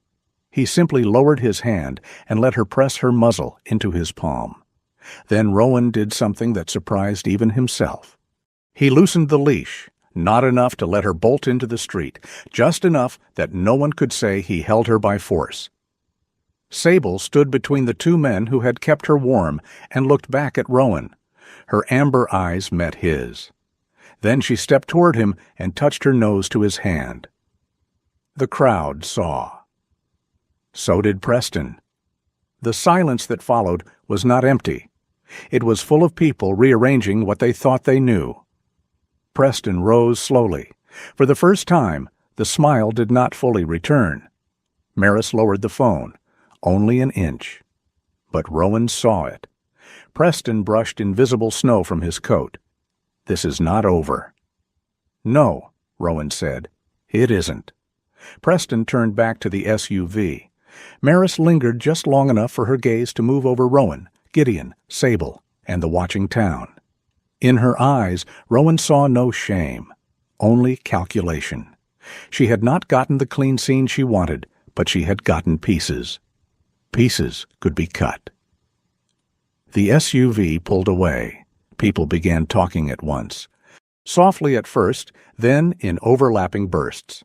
Some moved toward Rowan, others stepped back as if closeness might cost them later. A man from the hardware store murmured that Preston had always been good to the town. Someone else whispered that the dog sure hadn't looked happy to see him. Nora marched over to Rowan. "You handled that better than I expected." Low expectations? Historically justified. Otis spat into the snow. "Man names a shepherd duchess. He ought to be investigated for that alone." Gideon stood very still, one hand on Sable. Rowan saw that his fingers were trembling, not from cold. "He'll come after you now," Gideon said. "He already started." "No," Gideon shook his head. "That was him deciding whether you were worth effort. Now he knows." Rowan looked down the road where the black SUV had vanished. The festival banner snapped above Main Street, still bearing Preston's name. The photograph had made Rowan visible. Sable's choice had made Preston small. Men like Preston did not forgive being made small. By evening, the first edited video appeared. Maeve Collins, who ran the Brightwater community page and the small online paper that covered school closures, lost pets, council arguments, and bake sales with equal seriousness, posted it with cautious language. Local dispute. Over dog ownership raises questions after storm. Maeve was not cruel. She was a careful woman with tired eyes and a habit of double-checking names before publishing. But the clip Maris sent her had been trimmed with surgical precision. It showed Preston calmly asking for his dog. It showed Rowan saying, "Last time I saw you with her?" Then it cut. It showed Gideon speaking, but not the part about being cornered. It showed Sable moving between people, but not Preston calling her by the wrong name, not her retreat, not Rowan loosening the leash. By midnight, the comments had split the town neatly down the middle. Some called Rowan a hero. Some called him unstable. Some called Gideon a poor old man being used. Some asked why a homeless man had ever had a German shepherd in the first place. One comment, posted by a resort employee, said, "Vale Ridge has done more for this town than any drifter or ex-soldier with a savior complex." Rowan read that one twice. Then he shut the laptop. Gideon sat across from him at the kitchen table, the repaired leash coiled beside his hands. Sable slept near the stove, though her ears moved whenever either man shifted. "Don't read comments," Gideon said. "They're where courage goes to wear a mask." Rowan leaned back. "Speaking from experience?" "Once read a thread about soup kitchen parking. Lost faith in democracy for 3 days." Rowan almost smiled, but the phone rang before it reached his face. The number belonged to the town maintenance office. He answered, listened, said, "Understood." then ended the call. Gideon looked at him. Rowan set the phone on the table. "I've been temporarily removed from resort route duty pending review." Gideon's face tightened. "Because of me?" "No." "Because of her?" Rowan looked at Sable. "Because Preston Vale knows how to press on softwood until it cracks." The next call came to Nora. Rowan heard about it when she stormed into his cabin 20 minutes later without knocking, which told him she was either furious or carrying pie. Unfortunately, she was not carrying pie. "They reminded me," she announced, snow still on her hat, "that the winter soup program benefits from community sponsors." Gideon closed his eyes. Nora pointed at him. "Don't you dare make your guilty face. I hate that face. Looks like a wet hymn." Rowan stood. "What did they ask you to do?" "Nothing direct. Men like that never ask direct. They just say words like optics and neutrality until everybody understands the threat, and nobody has fingerprints." Otis called an hour later to say a resort truck had canceled a repair contract. By morning, Deputy Laurel Finch had left Rowan a brief voicemail. Her voice was controlled, but there was steel under it. "Rowan, I'm going to advise you not to engage further in public. There's pressure coming down. Officially, this is a civil ownership dispute unless we can document neglect or abandonment. Unofficially, watch yourself." Rowan played the message once, then deleted it. Not because he intended to ignore her, because he understood. Preston did not need to strike anyone in the street. He had a better weapon. He could make ordinary people afraid of losing small necessary things: a route assignment, a soup donation, a repair contract, a place in town that felt safe enough to speak. That was how a man bought silence, not all at once, a little at a time. Rowan stood at the window and watched the morning sun turn the snow gold along the lake. Behind him, Gideon sat quietly with his canvas bag at his feet. Sable rose from the hearth, limped to Rowan, and leaned her shoulder against his leg. He lowered his hand to her head. No speeches came, no vow thundered in his chest, only a calm, cold understanding. The battlefield had changed. The enemy wore a wool coat, smiled for cameras, and called ownership love. Rowan looked at Sable's crooked ear, then at Gideon's worn hands, folded around the repaired leash. "All right," he said softly. Gideon looked up. Rowan kept his eyes on the white road beyond the glass. "If he wants to make people choose what kind of town this is," Rowan said, "then we let them see the choice clearly." Outside, the snow glittered like 1,000 little witnesses. Inside, the house held its 3 breaths. But now, beyond the warmth of the cabin, Brightwater Pass had begun to take sides. Rowan Hale had never trusted shouting. In war, shouting meant something had already gone wrong. In Brightwater Pass, it meant people had stopped listening and started choosing sides by volume. Preston Vale had money, banners, trimmed videos, and a smile polished for public use. Rowan had a wounded German shepherd, an old man with a canvas bag, a veterinarian's notes, and the truth. Truth, he knew, did not win because it was true. It won only if someone kept it alive long enough for others to look at it. The morning after Maris Bell's edited video split the town in half, Rowan drove Sable back to Dr. Miriam Kessler's clinic. The snow along Main Street had hardened overnight, bright on top and gray where tires had chewed through it. People watched his truck pass. Some lifted a hand. Some looked away.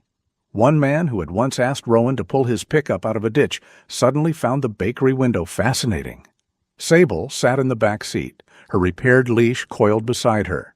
She had stopped shaking when the truck moved, but her eyes still tracked every black vehicle. "That part's new," Gideon said from the passenger seat. "What?" "She's watching for him now." Rowan looked in the mirror. Sable's crooked ear twitched toward the road. "She watched before," Rowan said. "No." Gideon's voice was quiet. "Before, she watched because the world hurt. Now she knows a shape." The clinic smelled of antiseptic, dog biscuits, and wet fur. Miriam was waiting with a folder already open on the exam counter. She did not waste time on outrage. Outrage was a luxury. Documentation was work. She photographed the mark around Sable's neck with a scale ruler beside it. She noted the weight, hydration, bruising, coat condition, behavior response, and the likely timeline of neglect. Her handwriting was small and firm, the handwriting of a woman who expected every word to be questioned and had already prepared for it. "This won't prove everything," Miriam said. Rowan stood beside the exam table. "But it proves something. It proves she was injured before she came to you. It proves neglect. It proves the collar or restraint was too tight for too long. If someone claims she was pampered and simply ran away, this becomes inconvenient." "Inconvenient is a start." Miriam looked over her glasses. "You're enjoying that word too much." "I'm a simple man." "No, you're not. Simple men sleep more." Gideon sat in the corner with Sable's head resting on his knee. He had said almost nothing since entering the clinic. When Miriam asked if he could describe Sable's condition before Preston took her, he did not answer immediately. His hand moved over the dog's head, slow and careful. "She had a little scar near the left ear before," Gideon said. "Old thing, from slipping under rail fencing one night. Nothing around the neck. She was lean, but not poor. I fed her what I could. Nora helped. She had strength then. She could climb snowbanks better than me, which I admit is a low standard." Miriam wrote that down too. Every word. Gideon watched the pen move, and something in his face changed. Not relief exactly, more like astonishment, as if he had not expected his memory to be treated as evidence. After the clinic, Rowan found Deputy Laurel Finch waiting near his truck. She wore a navy winter police jacket, the collar turned up against the wind, short ash-blonde hair tucked beneath her cap. Her face had the square, tired honesty of someone who had spent years learning how many people preferred comfort to justice. She held a black notebook in one gloved hand. "I spoke to Miriam," she said. "Before or after the town manager spoke to you?" Laurel gave him a look. "Both." "Which one made less sense?" "Miriam." Rowan almost smiled. Laurel glanced toward the clinic window, where Gideon was still speaking with Miriam. "Officially, I can't treat this as more than an animal neglect complaint unless we establish abandonment, false transfer claims, or endangerment during extreme weather. Unofficially, Preston has already called 3 people above me." "Sounds busy." "He's always busy when his name isn't being admired." She tapped her notebook against her palm. "I'm sending a request to county. Clive Rourke handled the original transfer from Gideon to Preston. I want that file reviewed." Rowan's expression cooled. "Clive's the one who helped take her?" "He's the one who followed a procedure that may have been manipulated." Laurel met his eyes. "There's a difference?" "Tell that to Sable." "I plan to." By afternoon, Clive Rourke sat in the back booth of Nora's grocery, his county animal control jacket hanging open and a metal file clip lying on the table in front of him like a small guilty machine. Clive was 61, round-shouldered, with a gray mustache and the wary eyes of a man who had spent decades being yelled at by pet owners, landlords, and stray cats with equal ferocity. Snowmelt darkened the cuffs of his khaki pants. He held his cap in both hands and kept turning the brim. Nora set coffee in front of him so hard the spoon jumped. "That cup is on the house," she said. "Whether the next one is depends on your honesty." Clive looked pained. "Nora, I did what the ordinance required." Nora leaned over the table. "Ordinances don't get cold. Dogs do." Laurel stood near the booth, arms folded. Rowan remained by the window, where he could see both the street and Sable lying under the table beside Gideon. He had learned that people spoke differently when he did not crowd them. Clive opened the file. "I received a call from Maris Bell," he said. "She claimed a German Shepherd was being kept outdoors by an unhoused individual during severe weather conditions. No visible license. No current vaccination proof on site. She stated the animal appeared underfed and at risk." Gideon's fingers tightened around his paper cup. Clive swallowed. When I arrived, Mr. Pike was with the dog near the rail shelter. The dog appeared alert and bonded to him. I noted that. But the weather advisory was active, and without documentation or stable shelter, I had limited options. "You had Preston Vale standing there," Rowan said. Clive looked down. "Yes." "And Maris?" "Yes." "With a solution ready?" Clive did not answer. Laurel's voice stayed level. "Was there any required follow-up inspection after the transfer?" Clive's mustache shifted as his mouth tightened. "There should have been." "Was there?" "No." "Why not?" He rubbed a hand over his face.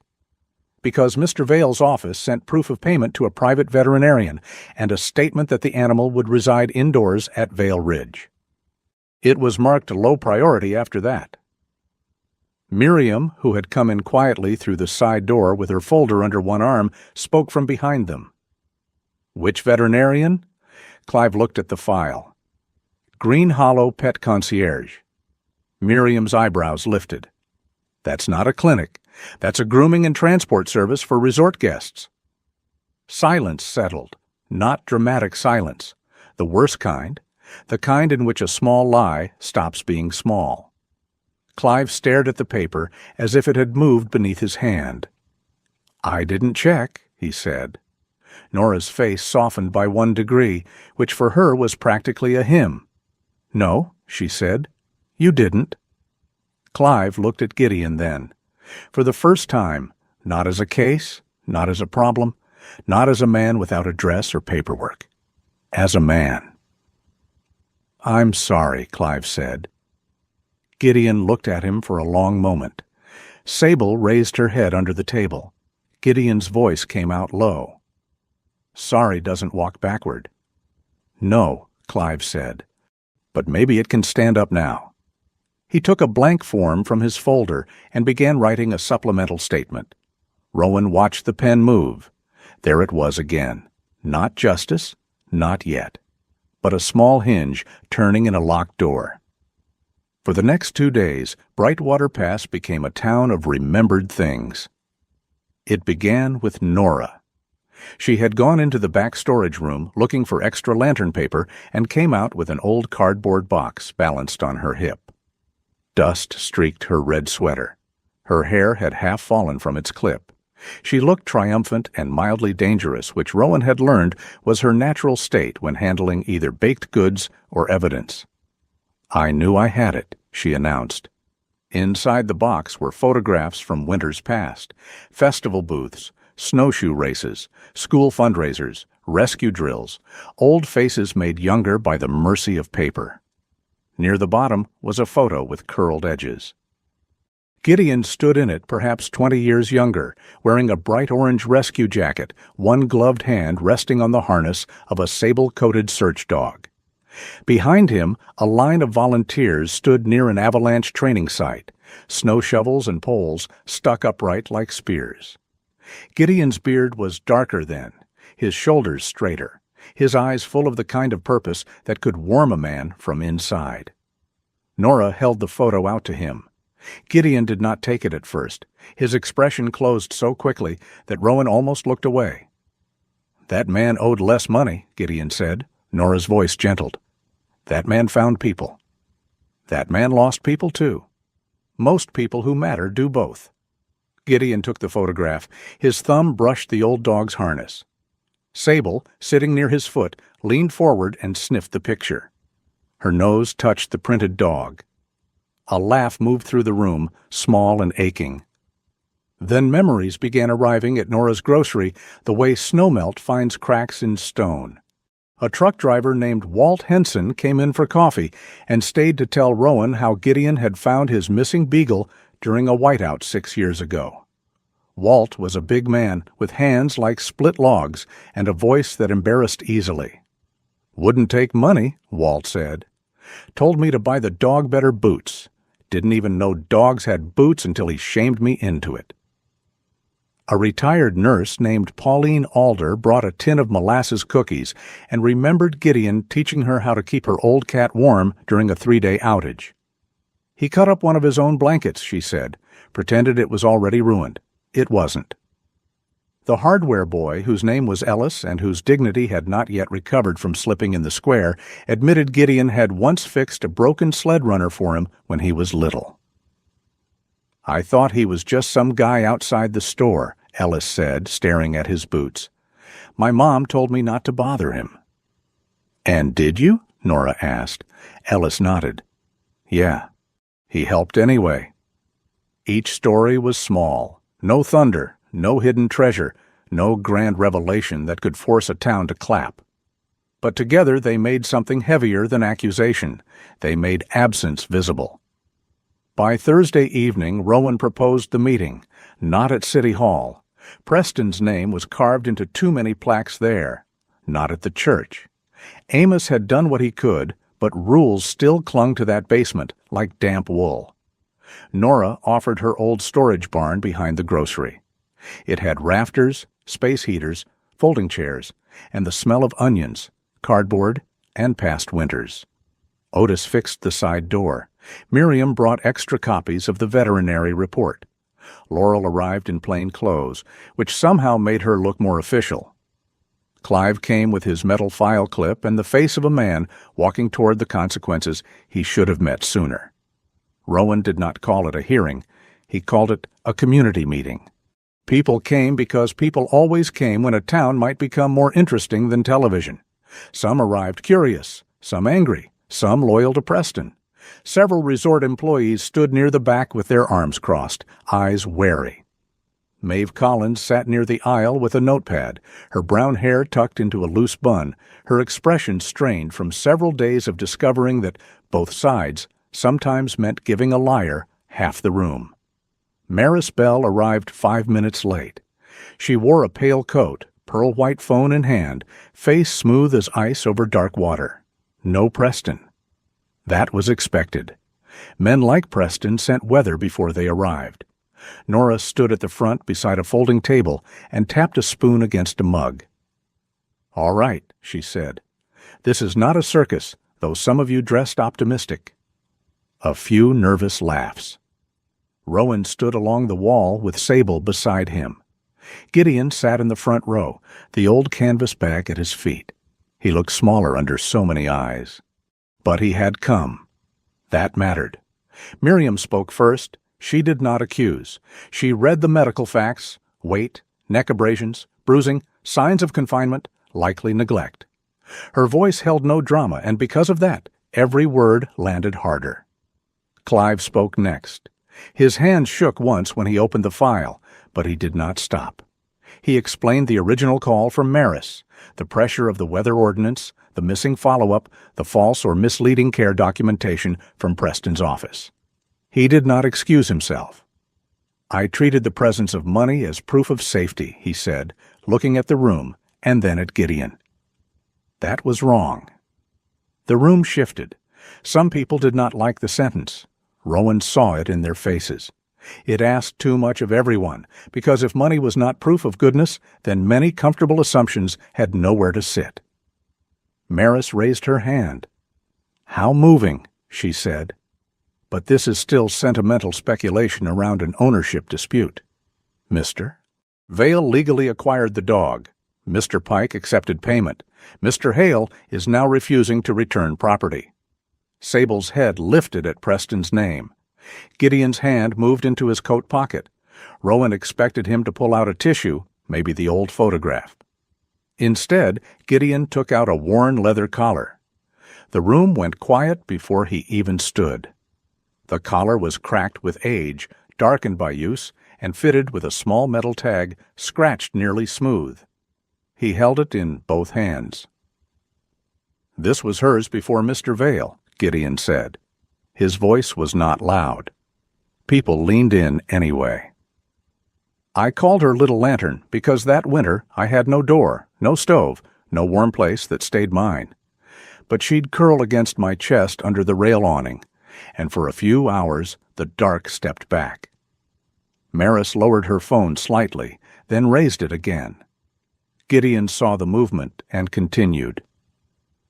"I signed a paper because I was told I couldn't keep her safe. Maybe that was true. Maybe part of it was. I had no address. No fresh certificate in my hand. No money for a private vet. I had love, and I learned that day, love without paperwork can be treated like it weighs nothing. No one spoke. He looked down at the collar. I'm not here to ask you to give her back to me. She's not a chair. She's not a truck. She's not a thing a man wins by proving another man poor. His fingers closed around the leather. I'm asking this town not to call the love of poor people insufficient just because it arrives without a receipt. The words did not explode. They settled on the folding chairs, on the rafters, on the resort employees at the back, on Maeve's notepad, where her pen had stopped moving. Sable stepped forward then, slowly, not performing for anyone. She limped to Gideon and pressed her nose to the old collar. Then she turned and walked back to Rowan, touching his hand before lying down between them. The room watched. This time, even Maris seemed unsure what part to cut. Rowan looked at Gideon and understood something he should have known earlier. The old man did not need pity. Pity looked down.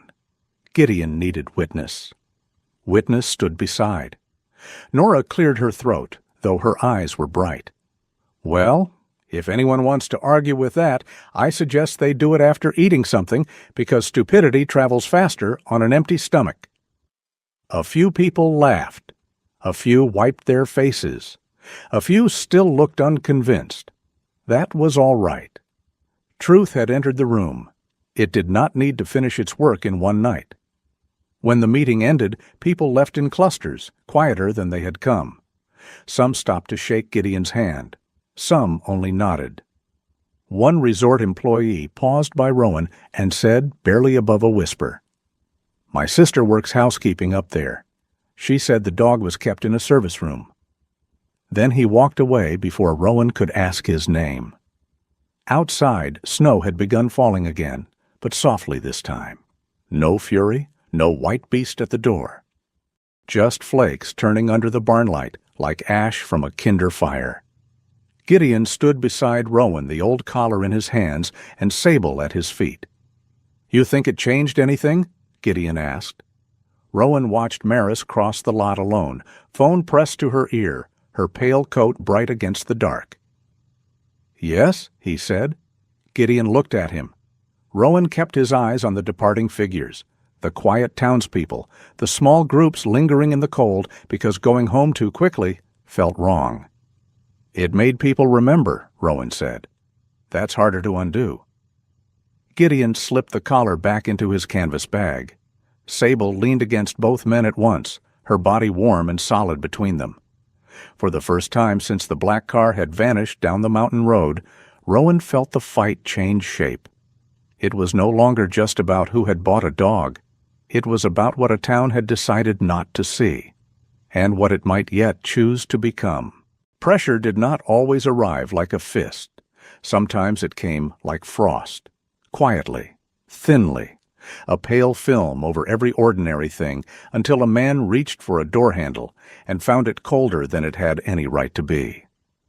In the days after the meeting in Nora Whitcomb's storage barn, Brightwater Pass changed by inches. No one stood in the square and declared war. No one threw stones through Rowan Hale's window. Preston Vale was too polished for that. He understood that the cleanest way to hurt people was to make trouble look like procedure. The town council extended Rowan's removal from the resort route pending continued review. The phrase arrived in an email written with such careful politeness it nearly froze the screen. Nora received a letter from the Winter Outreach Committee reminding her that the soup program relied on partnerships with valued sponsors. She read it behind her counter, lips pressed flat, then used it to line the bottom of a box of onions. Otis Brenner lost another repair contract from Vale Ridge. He came by Rowan's cabin that afternoon, pretending he only wanted to check the truck battery. "Don't you look guilty at me," Otis said, pointing a wrench at Rowan. "That resort truck had a transmission problem and a personality problem. I'm better off without both." "You sure?" "No, but a man can lie heroically in front of a dog."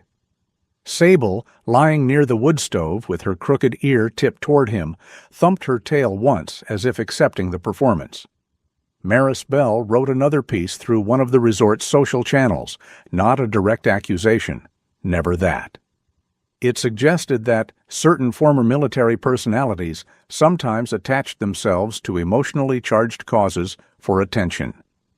It praised Preston's history of philanthropy. It asked whether the town should let anger and misinformation divide neighbors during winter. Maeve Collins did not repost it. That alone said something. But she did not publish against it yet either. Rowan understood. Truth needed proof, not just disgust. And Maeve, who had already been used once by a clean edit and a dirty intention, had become careful with her own hands. Inside Rowan's cabin, the pressure had a different shape. Gideon Pike grew quieter. He still fed Sable with the same patient care, still checked the healing line around her neck, still tightened the repaired leash with skilled fingers whenever he was nervous.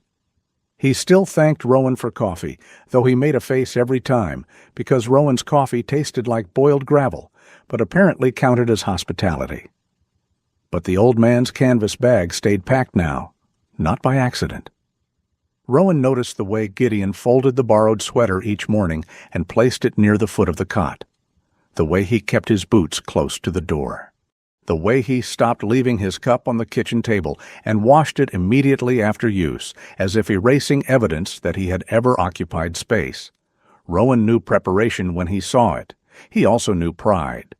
Pride could keep a man upright. It could also walk him into a snowbank rather than let him say he needed help. On the fourth evening after the meeting, Laurel Finch called. Rowan answered from the porch, where the lake lay frozen under a lavender sky, and the pines stood black against the last light. Laurel's voice was low, but there was movement behind it. Office noise, a printer, someone speaking too loudly in another room. "County reviewed the initial file," she said. "They're opening a formal investigation into animal abandonment and possible fraudulent transfer documentation." Rowan looked through the cabin window. Inside, Gideon was sitting at the table, rubbing his thumb across the old leather collar he kept in his bag. Sable lay at his feet. "Clive?" Rowan asked. He gave a supplemental statement. "Signed it. Miriam's report is attached. Maeve's been asking for document confirmation, too." "Good." "It is good," Laurel said, "but don't mistake it for safe. Preston won't like losing control of the story." "He already doesn't." "No," Laurel said. "Now he'll know it." Rowan hung up and remained on the porch a moment longer. Inside, Sable lifted her head and looked toward him through the glass. Rowan had the uneasy feeling that the dog understood the house better than either man inside it. That night, Gideon made stew, or tried to. Nora had sent over vegetables, leftover beef, and instructions written in her fierce, blocky handwriting. Gideon followed the first half faithfully, then improvised with enough black pepper to make the pot smell like it had challenged winter to a duel. Rowan took one bite and paused. Gideon watched him. "Well?" "Tastes like courage." "That bad?" "Courage isn't known for subtlety." Gideon's mouth twitched. Sable sniffed the air, reconsidered her opinion of humanity, and returned her head to her paws. For a few minutes, it felt almost normal. That was the cruel thing about peace. It could walk into a room wearing slippers, sit by the fire, and convince a man it might stay. After dinner, Gideon washed the bowls and dried them twice. Rowan watched from the chair near the stove. He wanted to say something. He did not know what. Every useful sentence seemed too blunt, and every gentle one felt like a tool he had never learned to hold. Finally, he said, "You don't have to do that." Gideon did not turn. "Do what?" "Clean like you're checking out of a motel." The old man's shoulders went still. The room held its breath. Then Gideon placed the towel down carefully. "A man should leave things better than he found them." "You're not leaving." Gideon turned then. There was no anger in his face yet, only exhaustion wearing a formal coat. You don't get to decide that, Rowan. No, but I get to notice when someone's planning to vanish. Gideon looked toward Sable. The dog had raised her head now. I brought trouble to your door, Gideon said. You lost work. Nora's being threatened. Otis lost contracts. That dog is in the middle of a fight because of me. She was in the fight before you found her again. I signed the paper. You were cornered. And now everyone around me is paying for the corner. Rowan stood, not fast, not threatening. But Gideon still took half a step back, and that small movement cut deeper than it should have. Rowan stopped where he was. Gideon saw that too. His voice dropped. I know what happens, son. People feel brave for a while. Then bills come. Then pressure comes. Then they start looking at the old man in the spare room and wondering if this is worth it. Rowan said nothing, because the answer was too large to fit through his teeth. Gideon reached for his canvas bag and carried it to the storage room. Sable watched him go. Rowan remained by the stove, hands at his sides, feeling the old road sign tag in his pocket press against his thigh. Broken roads could be repaired, but only if someone admitted they were closed. Near midnight, Rowan woke in the chair. He did not know what had pulled him from sleep at first. The fire was low. The cabin was dim. Wind brushed snow against the windows in soft, dry whispers. Sable stood at the front door, body tense, one paw lifted. Then she scratched once, not frantic, insistent. Rowan sat up. The storage room door stood open. The cot was empty.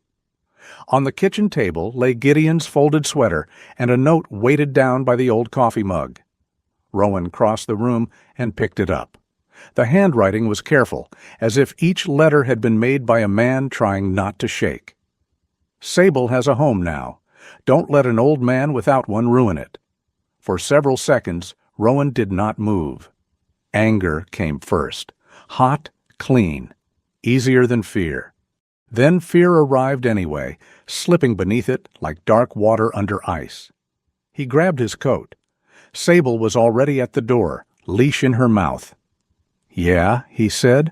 I know. The night outside was bright with moonlit snow. The storm had passed, but winter had left its teeth in the air. Rowan took a flashlight, though he barely needed it.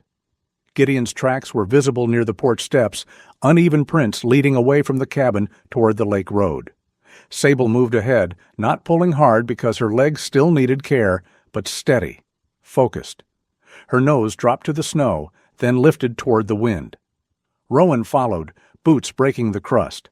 The tracks crossed the road, past the frozen boat launch, and bent toward the old rail line. Rowan's anger sharpened with every step. Not at Gideon, not entirely. At Preston, at Maris, at every polite letter and trimmed video and sponsored banner that had convinced an old man his absence might be a gift. At himself, too, though that one he carried more quietly. He had opened his house, yes. But had he made room? There was a difference. They found Gideon beneath the awning of the abandoned rail station 3 miles from the cabin. The old building crouched beside the tracks like a beast too tired to move. Snow had drifted across the platform. The ticket window was boarded shut.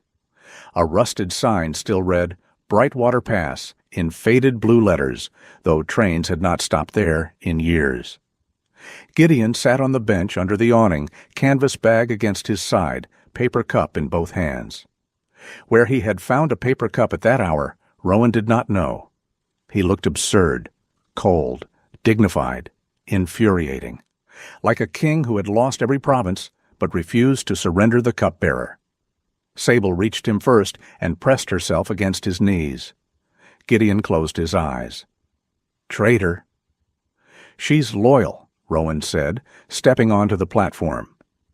There's a difference? Gideon did not look at him. Go home? Already tried that. You weren't there. I left a note. It was stupid. That got Gideon's eyes open. Stupid? Yes? You always talk to freezing old men like that? Only when they earn it. Gideon stood, unsteady, but furious enough to manage it. I was doing you a kindness. No, you were making a decision for me because you didn't trust me to make my own. I know how this ends. You know how it ended before. Gideon's face tightened. The words hung between them in the cold. Rowan regretted them almost immediately, but not enough to take them back. Gideon's voice came low. You think I want to leave that house? You think I wanted to walk out while she slept by the stove? You think I enjoy being cold? No. Then don't stand there like I'm a fool. Rowan stepped closer. Then stop acting like disappearance is nobility. Gideon laughed once, bitter and breathless. Easy for a man with a roof to say. That landed. Rowan looked at the boarded station, the snow on Gideon's shoulders, the old canvas bag at his feet. You're right, he said. Gideon blinked. The admission seemed to disarm him more than argument had. Rowan took off one glove and rubbed a hand over his face. The cold bit immediately. I don't know what it is to lose a roof like you did. I know what it is to come back to one and still feel outside it. Gideon looked away. Sable stood between them, her breath rising in white clouds, clearly disappointed in both representatives of mankind. Rowan continued, quieter. When you came into my house, I told myself it was logistics, storm response, temporary, clean, because that was easier than admitting the place felt different with you and her in it. Gideon's jaw worked. Rowan forced the rest out before courage could retreat. You didn't ruin my house. You're the reason it started feeling like one. The station seemed to grow still around them. Even the wind paused, as if the night had leaned in to hear whether men could survive honesty. Gideon looked at Rowan for a long time. His eyes shone, though whether from cold or grief or something more dangerous, Rowan did not know. I don't know how to stay, Gideon said. Rowan gave a small, humorless smile. Good, I don't know how to ask. Sable sneezed. It was loud, wet, and perfectly timed. Gideon looked down at her. Then he laughed. It broke out of him suddenly, cracked and helpless. Rowan laughed too, not because anything was funny enough, but because the alternative was standing in the snow with his chest split open. When the laughter faded, Gideon sat back down heavily. I was scared, he said. I know. Not of Vale. Rowan waited. Of mattering, Gideon said. Matter long enough, and people can lose you, or you can lose them. Either way, the bill comes due. Rowan sat beside him on the frozen bench. For a while, neither man spoke. The old rail station around them was a monument to departure, tracks leading nowhere useful, benches built for waiting, signs left behind after the world moved on. Yet under that broken awning, with Sable's body warm against their legs, it felt less like an ending than a stubborn pause. Finally, Rowan stood. Come back. Gideon looked up. Not because Sable needs you, Rowan said. She does. Not because Nora will skin me if I return without you. She will. Come back because I'm asking. The old man's fingers tightened around the cup. You need me? The question came out too carefully. Rowan nodded once. Yes. No grand speech followed. The word was enough because it had cost him something. Gideon picked up his canvas bag. On the walk back, Rowan slowed his pace to match him. Sable moved between them again, satisfied with the corrected arrangement of her difficult flock. They returned to the cabin before dawn. Rowan built the fire back up. Gideon sat near it, wrapped in the old sleeping bag, while Sable placed herself across both men's boots as if preventing future stupidity by physical blockade. At sunrise, Rowan's phone buzzed. A message from Laurel. County approved formal investigation. Clive will testify. Maeve requesting verified docs before publishing. Story is shifting. Rowan read it twice, then handed the phone to Gideon. The old man stared at the screen for a long moment. Story is shifting. Gideon read aloud. Sable opened one eye. Gideon looked at Rowan. For once, his face held no apology, only tiredness, fear, and the first fragile edge of belief. Outside, the white road to town waited under the morning light. Preston Vale did not know yet that the story he had tried to buy was beginning to walk away from him. Inside the cabin, Gideon set his canvas bag beside the hearth instead of by the door. Rowan noticed. He said nothing.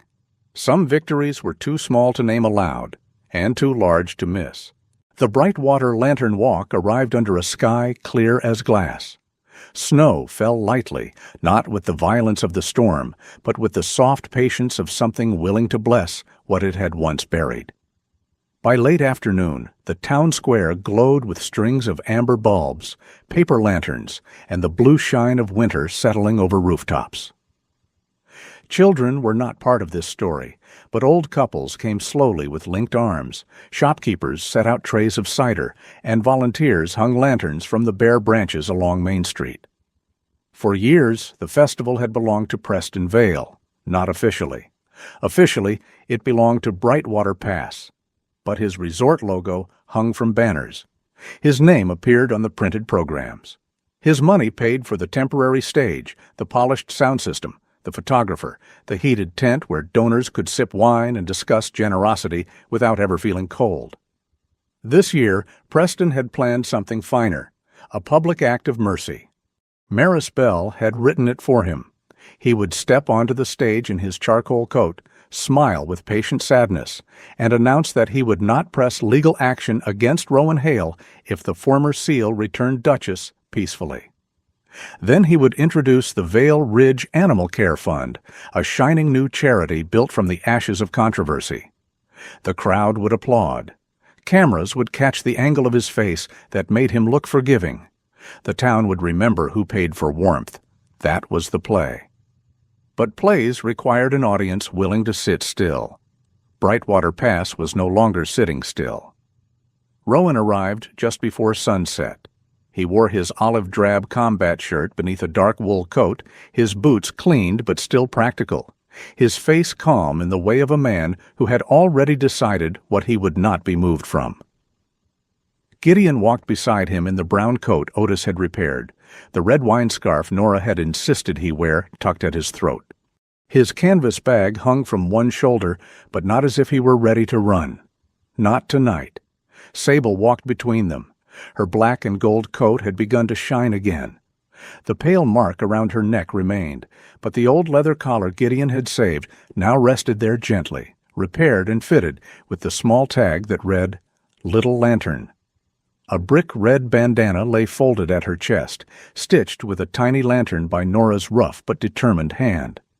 Behind them came Nora carrying a crate of paper lanterns, Otis with a toolbox because he did not trust any festival structure built by men who owned scarves for decoration, Miriam with her brown medical bag, Laurel Finch in her Navy winter uniform, and Clive Rourke with his metal file clip tucked under one arm like a reluctant shield. Others joined them. Not a crowd of converts, not a cheering army, just people. Walt Henson, the truck driver, carried a lantern with his beagle's name written on it. Pauline Alder brought one for her old cat. Ellis from the hardware store brought one for a dog he had never owned, but wished he had thanked properly. Maeve Collins moved near the edge of the square with a notepad in one hand and her phone in the other, her face pale with purpose. Nora stopped beneath the bare maple near the stage and opened the crate. Inside were lanterns, not protest signs, not accusations. Lanterns. On each one was the name of an animal that had carried someone through a winter of the body or the soul. A gray cat named Mabel, a sled dog named Juno, a one-eyed terrier named St. Pickles, which made Otis mutter that any dog named St. Pickles deserved both canonization and a better family. Gideon took the last lantern from the crate. It was small, cream-colored, with careful handwriting across one side. Little Lantern, the one who found the road back when people forgot the light. He stared at it for a long moment. Rowan did not speak. Some words needed silence around them to stand upright. Then Gideon hung it on the lowest branch of the maple. Sable sat beneath it. The festival began with music from a local brass trio that was missing one trumpet player and pretending confidence could fill the gap. People gathered with cider cups and wool hats. The stage lights came on. The Vale Ridge banner rippled behind the microphone, elegant and blue, Preston's name printed beneath it with the smooth authority of money used to being obeyed. Preston stepped onto the stage. He looked perfect. That was the first thing Rowan noticed. No snow on his shoulders, no mud on his shoes, no visible worry. His charcoal coat fell cleanly, his silver watch flashed as he adjusted the microphone, and his smile carried just enough sadness to appear noble. Maris stood near the stage stairs in a white coat, phone in hand, eyes moving constantly. She saw Rowan, saw Gideon, saw Sable. Her expression did not change, but her thumb paused over the screen. Preston began. "My friends," he said, warm and smooth, "Brightwater Pass has always been a town built on compassion. These past days have been difficult. Misunderstandings have spread. Emotions have run high. But winter teaches us that healing comes when we choose grace over anger." Nora, standing beside Rowan, whispered, "If Grace had a lawyer, it would sue." Rowan did not look at her, but his mouth moved. Preston continued, "Tonight, in the spirit of unity, I want to extend forgiveness. Mr. Hale, I understand you believed you were doing the right thing. Mr. Pike, I understand your attachment to an animal that was once in your care, and so, if Duchess is returned peacefully, I am prepared to move forward without further legal action." The square did not applaud. That was when Preston first noticed something had gone wrong, not enough to show on his face fully. But Rowan saw the tiny delay in his smile, the slight tightening at the corner of his mouth. Then Laurel stepped forward. Laurel. She did not climb the stage. She did not need to. Her voice carried from the front of the crowd, clear and official. "Mr. Vale, before this town hears another word about forgiveness, it should know there is an active county investigation into the abandonment and neglect of the German Shepherd known as Sable." The name moved through the crowd. Sable, not Duchess. Sable. Preston's eyes sharpened. Laurel continued. "The investigation includes Dr. Miriam Kessler's medical report, Mr. Clive Rourke's supplemental statement regarding the original transfer, and evidence that documentation provided by Vale Ridge may have misrepresented the animal's care." Preston laughed softly into the microphone. "Deputy Finch, this is hardly the appropriate—" "It is exactly appropriate," Miriam said.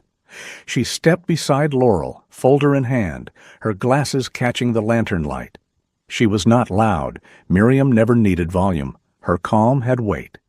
"This dog arrived underweight, injured, and showing signs of prolonged restraint and confinement. That is not an opinion. It is a medical record." Clive swallowed hard, then stepped forward, too. He looked miserable, but he stood. "I failed to follow up after the transfer," he said. "I accepted paperwork that should have been verified. I allowed a man with money to look safer than a man without an address. That was my failure." The crowd was very still now. Maris lifted her phone, then lowered it as Maeve Collins's article went live. It began spreading through the square before Preston could respond. Phones buzzed. People glanced down, then up. Screens lit faces in blue-white flashes. Maeve had published everything she could verify. Miriam's report, Clive's statement, the misleading clip Maris had provided, the missing portions of the town square encounter, and the history of Preston's quiet pressure on sponsorships and contracts. No shouting, no insult, no, just documents, timelines, and names. Truth finally dressed well enough to enter the room Preston had built. Preston looked at Maris. For the first time, she did not look back as an ally. She was reading the article, calculating. Then she slipped her phone into her coat pocket and stepped away from the stage. "Maris," Preston said, away from the microphone but not quietly enough. She gave him a small smile. Not warm, not sorry. Professional. "You've become bad optics," she said. Then she walked across the snow toward the parking lot, her white coat cutting through the lantern glow like a swan leaving a poisoned pond. Preston watched her go. For all his money, he could not buy the one thing she had never given him: loyalty. When he turned back to the crowd, the smile was gone. "I have done more for this town than any of you seem to remember," he said. There it was. Not grace, not compassion. Ownership. The old God beneath the polished altar. "I paid for your festival, your rink, your heaters, your little programs, and this is the thanks I get? Over a dog?" Gideon moved then, not to the stage, only forward into the lantern light. Sable rose beside him. "She was never just a dog," Gideon said. His voice was not strong in the usual way. It had no thunder, but it had survived cold nights, empty pockets, grief, and shame. That gave it a kind of authority Preston could not rent. Preston stared at him. "You took my money." "I did," Gideon said, "because I was afraid she would be taken somewhere worse, because your people made the choice look like kindness, because poor men can be cornered into signing away pieces of their heart." Sable stood between Gideon and Rowan, her head lifted. Preston came down from the stage steps. The crowd parted, not out of respect now, but unease. He stopped 10 feet from Sable. "Duchess," he said, voice low and tight, "come." Sable looked at him, her ears lowered. The crooked left one folded closer to her head. She did not growl. She did not bark. She did not perform fear for the crowd. She simply turned away. First to Gideon, touching her muzzle to his worn hand, then to Rowan, pressing her head briefly against his thigh. No one needed to announce what had happened. The square understood. A living creature had remembered the difference between possession and refuge. Preston stood alone in the falling snow, his perfect coat unmarked, his stage behind him, his banner still hanging over a silence that no longer belonged to him. No one clapped. That was his punishment for the night. Not handcuffs, not spectacle. Just the absence of applause from people who had once mistaken his money for warmth. Laurel stepped closer. "Mr. Vale, the county will be in contact. I suggest you make yourself available." He looked at her as if he might say something cruel. Then he saw the phones. Not Maris's phone. Everyone's. For once, the angles did not belong to him. He walked away without another word. The festival did not end there. That mattered. For a moment the town stood uncertain, as if waiting for someone wealthy to give permission for the evening to continue. Then Nora clapped her hands once. "Good," she said. "Now that the sermon from Mount Checkbook is over, who wants cider?" Laughter came unevenly at first, then more freely. The lantern walk began. People carried their paper lights down Main Street, past the bakery, the hardware store, the church, the old railroad sign, and finally toward Nora's storage barn. Gideon walked slowly, Sable at his side. Rowan kept pace with them, not leading, not guarding, simply there. At the barn, Nora unlocked the wide doors. Inside, Otis had already started measuring walls and insulting the wiring. "This place could hold cots," he said. "Not many. 3 nights at a time, maybe. During hard storms. Need insulation. Better heater. Less chance of dying by soup crates." Miriam looked around. "I can do monthly checks for animals. Basic care. Vaccines when donations allow."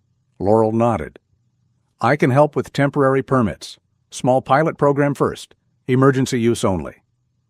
Clive held his file clip against his chest. "I'll speak to county about revising the shelter rule. People shouldn't have to abandon animals to get warm." Nora looked at Gideon. "You know dogs. You know people who don't trust buildings. You'll help run it." Gideon opened his mouth, closed it. Rowan waited. The old man looked down at Sable, then at the lanterns hanging from the rafters, each little light carrying a name someone had loved. "I can try," he said. Nora pointed at him. "That's a yes wearing old boots." And so Lantern Shelter Walk was born without a ribbon cutting, without polished donors, without a photographer arranging faces. It began with a drafty barn, 3 space heaters, a borrowed toolbox, a veterinarian's promise, a deputy's paperwork, an old man's knowledge, and a dog sleeping at the center of it all as if supervising a kingdom. Weeks later, the snow began to soften at the edges. Not spring yet. Bright Water was too far north for such mercy to arrive early. But the mornings had changed. The ice along Rowan's porch steps wept in thin silver lines. The lake still held, but its surface had dulled. The air smelled less like iron and more like wet pine. Rowan stood on the porch with a mug of Gideon's coffee. He had agreed to drink it because Gideon claimed he had improved the recipe. That was a lie of historic ambition. Otis, leaning against the railing with his red shop rag in hand, sniffed the mug and said, "You could thaw truck axles with that." "Drink yours," Gideon said. "I did. My ancestors filed a complaint." Nora arrived carrying waffles wrapped in a towel and took one look at the porch. 2 grown men and a mechanic, and somehow the broom remains decorative. "Rowan, you live like a bear with tax records." Rowan accepted a waffle. "Morning, Nora." "Don't morning me. There's sawdust in your sink." "Otis." "Don't drag me into your plumbing sins," Otis said. Sable burst across the yard then, black and gold coat bright in the pale sun, brick-red bandana fluttering at her chest. She ran with only the faintest hitch in her back leg now. Past the woodpile, around the porch post, through a patch of snow soft enough to spray beneath her paws. Then back to Gideon, who bent and caught her head in both hands. "My little lantern," he murmured. She licked his sleeve, then trotted to Rowan and leaned against his knee. 2 places, 2 hands, 1 road between them. The cabin no longer sounded empty. It complained, laughed, smelled of bad coffee, wet dog, cedar smoke, and Nora's waffles. A pair of Gideon's boots stood by the door without apology. Sable's bowl sat near the stove. Rowan's black cabinet remained locked, but he no longer checked it first every night. Sometimes he checked the fire, sometimes the porch. Sometimes the cot in the storage room, now called Gideon's room by everyone except Gideon, who still pretended the name was temporary. And sometimes he checked nothing at all. He simply sat while the house breathed around him. Rowan watched Sable run back into the snow, her crooked ear catching the sunlight, the old collar at her neck no longer a mark of loss, but a circle of return. He thought of the black car on the white road, the ditch, the first night, the moment a wounded dog had rested her muzzle on his boot and asked for nothing but room to survive until morning. Some lives were not saved once. They were chosen again and again, in food placed down quietly, in doors left open, in a blanket checked after midnight, in a town deciding that warmth should not require a receipt. Gideon stepped beside him, holding his terrible coffee like a sacred chalice. "You thinking something grim?" the old man asked. "Probably." "Good. For a second I worried joy had damaged you." Rowan looked at him. Then he laughed. Sable barked once from the snow, bright and clear, as if answering both of them. Beyond the porch, Brightwater Pass shone beneath the slow thaw. Not healed, not perfect, but less willing to mistake money for mercy. And Rowan Hale, who had once believed a house was only walls, roof, lock, and fire, finally understood. A home could not be bought. It had to be kept, by hands that stayed, by names remembered, by stubborn love that found the road back through winter and carried its own small lantern into the dark. Sometimes the greatest homes are not built with money, walls, or perfect plans. They are built when someone chooses to stay, to care, and to make room for a wounded soul.